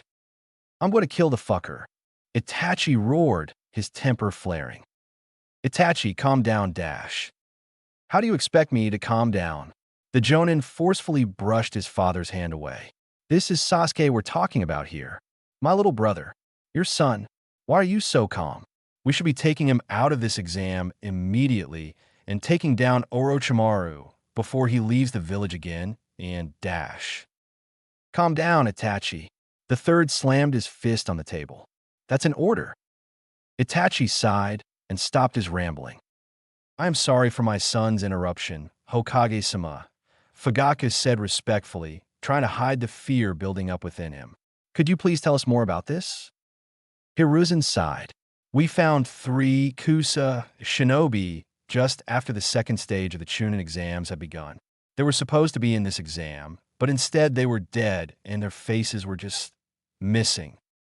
We suspected that they were targets for a facial copy jutsu, Anko added. And the only one who can use this jutsu is Orochimaru, Fugaku finished. Anko nodded. Orochimaru and his henchmen posed as these Kusa shinobi to infiltrate the Forest of Death. I searched the forest and ran into him there. He, the purple-haired special Jonin side, told me that he'd left the cursed seal on the Uchiha boy. I tried to kill him, but... Itachi frowned. Hokage-sama, please. You must call off the exams now. If we have a missing nin running around town, Dash. Actually, Anko cut Itachi off before he could finish. Orochimaru warned us not to end the exams. Or else what? Itachi growled. I could kill the bastard on a one-on-one. Itachi, Fugaku turned to his son, telling him to shut up. I have a lot of confidence in your abilities, Itachi, Hiruzen assured him. But even if there's little possibility of it, I would still prefer to walk the road of peace than war. Fine. Itachi sighed. But if any more shit happens, I'll be going in to stop Orochimaru myself. Found them. Took you long enough. Dosu Kinyuta snorted at his teammate. Maybe if you pitched in and helped with the tracking, we could have found them earlier. Zaku Abumi shot the bandage man his middle finger, causing Dosu to growl. Calm down, you two. We're here to kill Sasuke Uchiha, not kill among ourselves. Kin Tsuchi glared at her 2 teammates and cast her glance towards Dosu. Where are they? Here. Kin's eyes widened, but before she could turn, someone kneed her up in the butt, knocking her off her feet. Why, you pervert? The Kunoichi blushed as a blonde leaf genin landed in front of her. Naruto smirked, withdrawing his 2 katanas. She has a firm ass, doesn't she? Zaka laughed. Zaku. Kin snapped, annoyed. Who are you? A voice called out.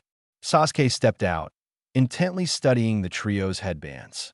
He didn't recognize the symbol on it. It was a music note. Sasuke Uchiha, Zaku sneered. Sasuke seemed taken aback. How do you know me?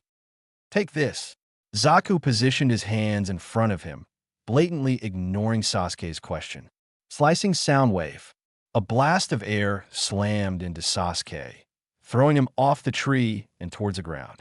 Zaku leaped down as well, intent on battling the Uchiha. Who are you? Naruto demanded. How do you all know Sasuke? But of course we know. Kin took out 3 Senbon. We are here to dispose of him. Dispose? Naruto frowned. Like hell I'll let you do that. His reply was a trio of Senbon flung towards his face. Naruto knocked them away with his katana. Sasuke twisted his body in midair, landing safely on his feet. Supersonic, slicing wave. He looked up and dived out of the way just in time as Zaku's attack hit the ground, creating a massive dent. Regaining his composure, he stood up. What scroll do you have? Sasuke asked cautiously. We don't care. Zaku had a mad glint in his eyes. Because we're here to kill you. Damn, weird things keep happening to me in this exam, Sasuke thought. He activated his Sharingan. If you want to fight, so be it. Up in the trees, Naruto was waving off Senbon after Senbon. As the Senbon army stopped, Dosu attacked. Naruto brought up his katanas, waving them toward the mummy-like genin. That girl is off her guard now. Sakura-chan now. Sakura seemed to have read his mind. There was a flash of pink behind Kin, and Naruto's lips curled into a smile. Unfortunately, Kin whirled around, kicking Sakura in the face. Sakura-chan, Naruto yelled. You have no time to be worrying about that girl.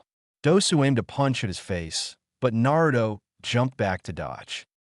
Sakura lied on the branch as Kin inspected the inactive explosive tag in her hand. Humph, silly girl. You think you can get me with this? The Odonin laughed and crouched down to pick the tag up cautiously and tore it apart. Naruto growled, wanted to keep Kin off Sakura, but this mummy boy was being annoying. He thrust his 2 weapons forward, but in an instant, dropped them as he felt a screaming pain in his ear. Error hurt.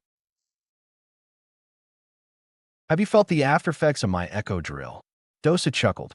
My move enters your ears and attacks from the inside. That was all Naruto could hear, as he felt himself going deaf. This better be only temporary, he thought, jumping forward to land a punch on Dosu. Dosu dodged with ease and rammed his own fist up Naruto's chin, earning a cry of pain from the blonde. One kick from the one-eyed genin sent Naruto toppling from the trees back onto the ground.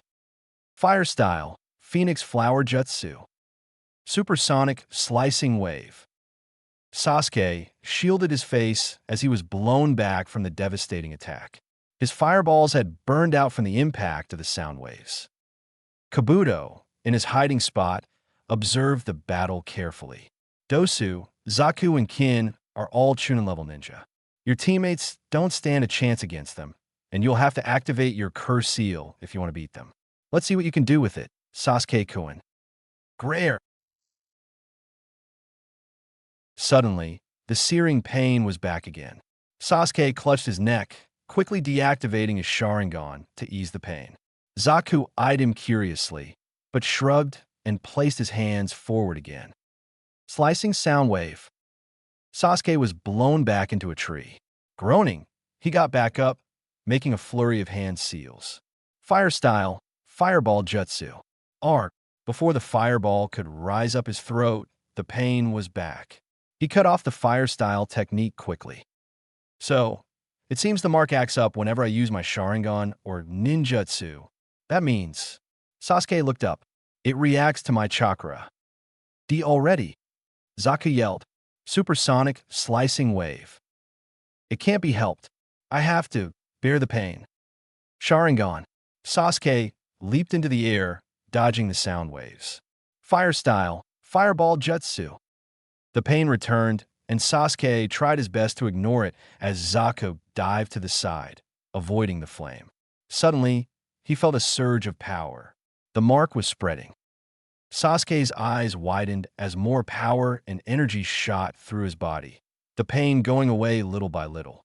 However, his gaze was focused on the mark, which was now glowing orange and spreading to his left arm and leg. Whatever you're doing, Zaku stated confidently, you'll still die. I will die. Sasuke's head snapped up to face Zaku. The Oto Genin stepped back, his eyes wide with fear. Sasuke's eyes were filled with insanity. Let's see, he cackled. Wah dash.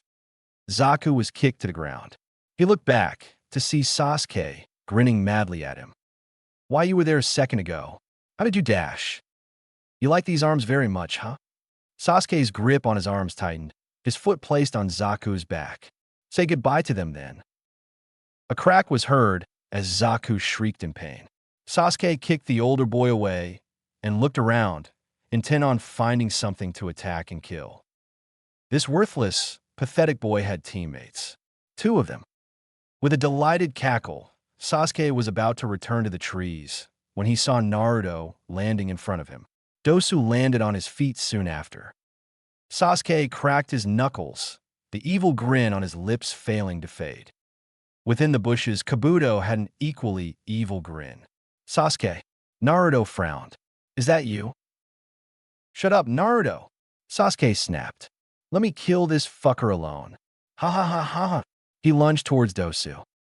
What is wrong with him? Naruto got up, still aching from the fall. He then noticed the black marks on his teammate's arm and leg. What are those? Dosu backed away. What is this evil chakra? Take. Sasuke kicked out. This. A foot connected with Dosu's face, and soon after, the bandaged boy was sent flying a meter back into a tree. Naruto's jaw dropped to the strength. Ugh. Dosu got back up on his feet, stumbling forward. However, a punch to the face from Sasuke sent him crashing back into the tree. A flurry of punches was delivered to his chest. Naruto's eyes widened as Dosu started coughing out blood. Sasuke, that's enough.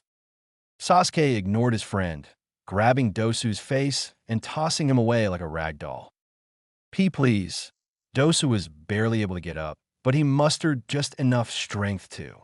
Revealing a heaven scroll from his pocket, Dosu continued. Let us go. We will give you our SCR dash. He wasn't allowed to finish, as Sasuke kicked him straight in the chest, sending him flying again. Thanks, the Uchiha's crazed eyes glinted, picking up the scroll and pocketing it. Clink-clank sounds alerted the 2-leaf nin, and they turned to see Kin and Sakura landing on the ground. Sakura had a kunai in one hand, while Kin held Senbon. Sakura-chan. Naruto yelled, ready to jump in, but Sasuke was quicker. In an instant, he was right in front of Kin, kicking her in the face to send her sprawling to the ground. Sasuke-kun. Sakura stared at the marks on his body. Naruto's eyes flashed towards Sakura and realized she now had short hair. Where did Sakura-chan's hair go? Before he could ask, Sasuke grabbed Kin by the hair roughly, restraining her. Take this, you bitch. Kin was swung around wildly, with Sasuke grabbing tightly onto her hair. Finally, she was flung into a large rock. Still dissatisfied, Sasuke charged and grabbed Kin by the face. With a roar, he slammed the girl's body into the ground, roaring with delight as blood flew up to his face. Groaning, Kin put her hands in front of her desperately. Please stop, she begged. Her response was a punch to her face, knocking her out and drawing more blood. You want to kill me, huh? Huh. There was a flurry of punches on her face and stomach. Who's killing who now? Huh. Sasuke-kun. Sakura ran up to her teammate. Please stop. She latched onto Sasuke, pushing him away from Kin and crushed him into a hug. Something in Naruto's chest tightened, but he shook it off. The various marks on Sasuke's arm and leg vanished, and all that was left was the original mark on Sasuke's neck. Collapsing onto his knees, he let out a loud gasp as Sakura released her grip on him. Turning, Sasuke spotted the unconscious genin he'd beaten up, now half dead. Sorry, he felt the need to apologize. Naruto started yelling at his friend. What came onto you? If Sakura-chan and I weren't around, you would have. I know, Sasuke sighed. Naruto released his teammate, looking away. Oomph. Sakura took in the scene with a weak smile. At least Sasuke-kun is back. The real Sasuke-kun. Then, Naruto turned to face Sasuke again. Sasuke, you haven't answered my question. What came onto you? You were suddenly so strong, and I don't know, Sasuke answered genuinely, nervously staring at his feet. I just felt this power, then I started doing crazy stuff. I think it was the mark. What has Orochimaru done to me? We'd better get to the tower fast and find Itachi sensei, Sakura suggested. Oh yeah, what happened to your hair, Sakura-chan? Sakura shrugged. That girl was grabbing onto my hair to prevent me from moving. I had to cut it off with a kunai. Well, you still look great. Naruto grinned broadly. Sakura smiled back. If 2 months ago, someone told her she would be accepting a compliment for Naruto, Sakura would have laughed and punched that someone in the face. As Team 7 moved through the forest, keeping an eye out for any more enemy ninja, Sasuke thought back toward the incident. The mark was giving him power, a lot of power, but also influenced his consciousness somehow. Sasuke tried to remember his thoughts while under the influence of the mark, and could vaguely recall the intense urge to kill. Itachi needed to check him out. Fast. You failed. Kabuto frowned, adjusting his glasses. Why yeah, we did, Zaku answered shakily. Kabuto had healed his arms as much as he could, but they were still wrapped in a cast. The other two had also been healed with his medical expertise. Despite expecting this outcome, Kabuto didn't show it. He looked away. You lost to a bunch of Konoha genin. Dosu Zaku-kin. You three are pathetic. We're genin too. Zaku yelled defensively. Only officially, Kabuto scoffed. Zaku quieted down. He knew the spy was right. They didn't seem like genin though, Dosu spoke up. The blonde kid and Sasuke Uchiha at least. They all seemed to be at least Shunin level. He started coughing violently. The blonde kid? Kabuto raised an eyebrow. The one called Naruto Uzumaki? Is he that powerful? It seems you have not recovered from the fight. What exactly did Sasuke-kun, Sasuke, what exactly did he do to you? Dosu eyed his superior suspiciously. Sasuke-kun, he beat us all up. Orochimaru-sama's curse seal works like a charm. The bespectacled man smirked. That's interesting. Interesting. Kin glared at Kabuto in disbelief. Kabuto ignored her. How many scrolls do you all have now? 0. 0. Kabuto laughed. Zaku growled. I have 13 here. Kabuto laid out 13 scrolls. The trio of Oto genin stared at the collection in awe. 6 of them were heaven scrolls, while the other 7 were earth scrolls. It's amazing how many weak genin they have running around here. Are you trying to reduce the number of people that'll get through to the 3rd exam? Kabuto didn't answer, and simply picked out 1 heaven scroll and 1 earth scroll. Dosa took both of them. Plan B will be to infiltrate the 3rd exam, and do your best to advance as far as possible. Kill Sasuke Uchiha if you have the chance. Pardon me for asking, but why exactly do you want us to kill this Uchiha? Dosu asked. Do not question Orochimaru-sama, Kabuto replied sharply. Dosa nodded curtly. One last question. What is it? Are you going to be taking part in the 3rd exam? Kabuto seemed to contemplate the question for a moment, before shrugging. We will see. Misumi and Yoroi aren't very interested in this Chunin exam anyway, and we've gathered all the information we need.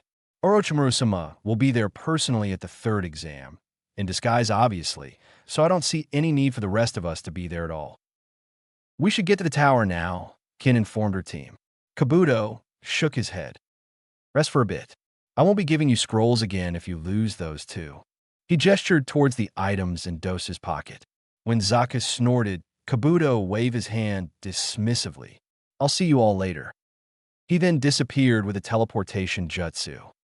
I swear, that bastard gets on my nerves. Zaku growled. Why is he Orochimaru-sama's right-hand man? He looks as weak as a feather, and he's an asshole too. Kabuto is a lot stronger than you think he is, Dosa commented, leaning against a tree. He's probably at least as strong as a Jonin-level shinobi. And how do you know? Orochimaru-sama told me so. Dosa said simply. Kin spoke from a resting spot. You know, about Sasuke Uchiha? What do you think with those black marks all over his body? She could already guess, but wanted to know if her teammates thought the same. It's the cursed seal. The cursed seal of heaven. Kursetzel. Zaku spluttered. Are you sure? Positive, Dosu frowned, annoyed that his ability for close observation was being questioned. I was thinking the same, Kin admitted worriedly. But if Orochimaru-sama wanted us to kill him, why would he give him the cursed seal? Dosu, Zaku, and Kin sat in silence for a while, until the bandaged one of the trio suddenly spoke. Orochimaru-sama doesn't intend for us to kill him at all. His purpose for us was to simply attack based on the orders of kill Sasuke Uchiha, to test his power and the influence of the cursed seal on him. What? Dosu growled softly. We were being used. I see the tower. Chill. Sasuke shushed his blonde friend, who quickly quietened down. There could be tons of enemies lying in wait. From here on, we have to be on our guard.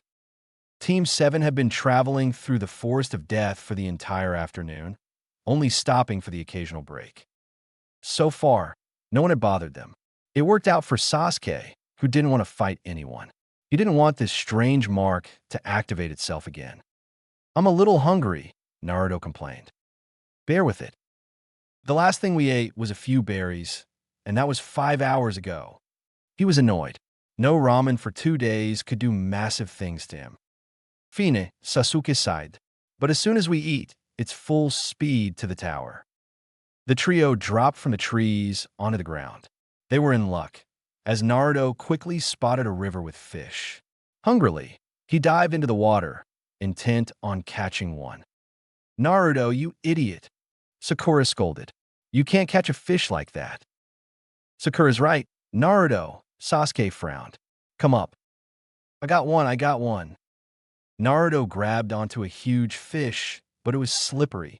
Desperately, he flung the fish toward Sasuke just before he dropped it. Surprised, Sasuke caught the fish and set it on the ground. You were saying, Sakura-chan? Naruto had a cheeky grin on his face. Sakura stuck her tongue out at him. Naruto laughed and dived down again, ready to catch more fish. I'm going to get some wood, declared Sasuke, and he walked off into the forest. If I run into an enemy, I'll rush back here immediately, so be on your guard. Okay, Sakura smiled, nodding.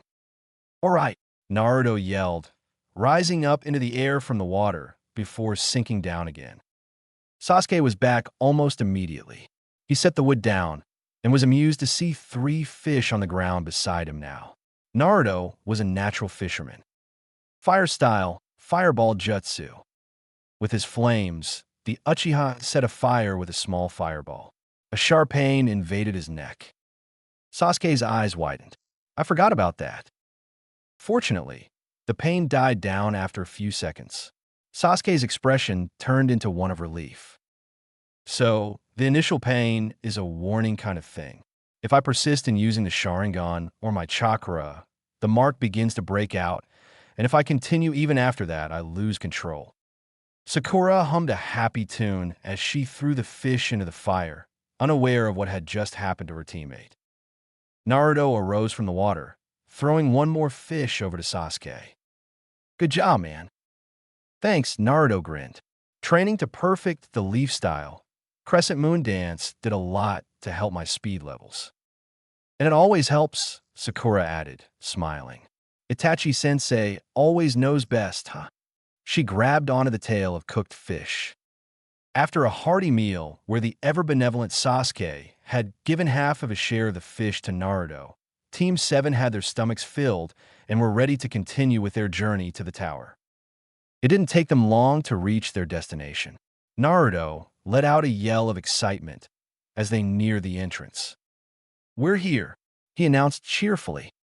An Uchiha wasn't one to yell, but Sasuke couldn't help but join his friend. We're here. Sakura giggled, putting her arms over her 2 teammates and leading them towards the door. It was time for a good break.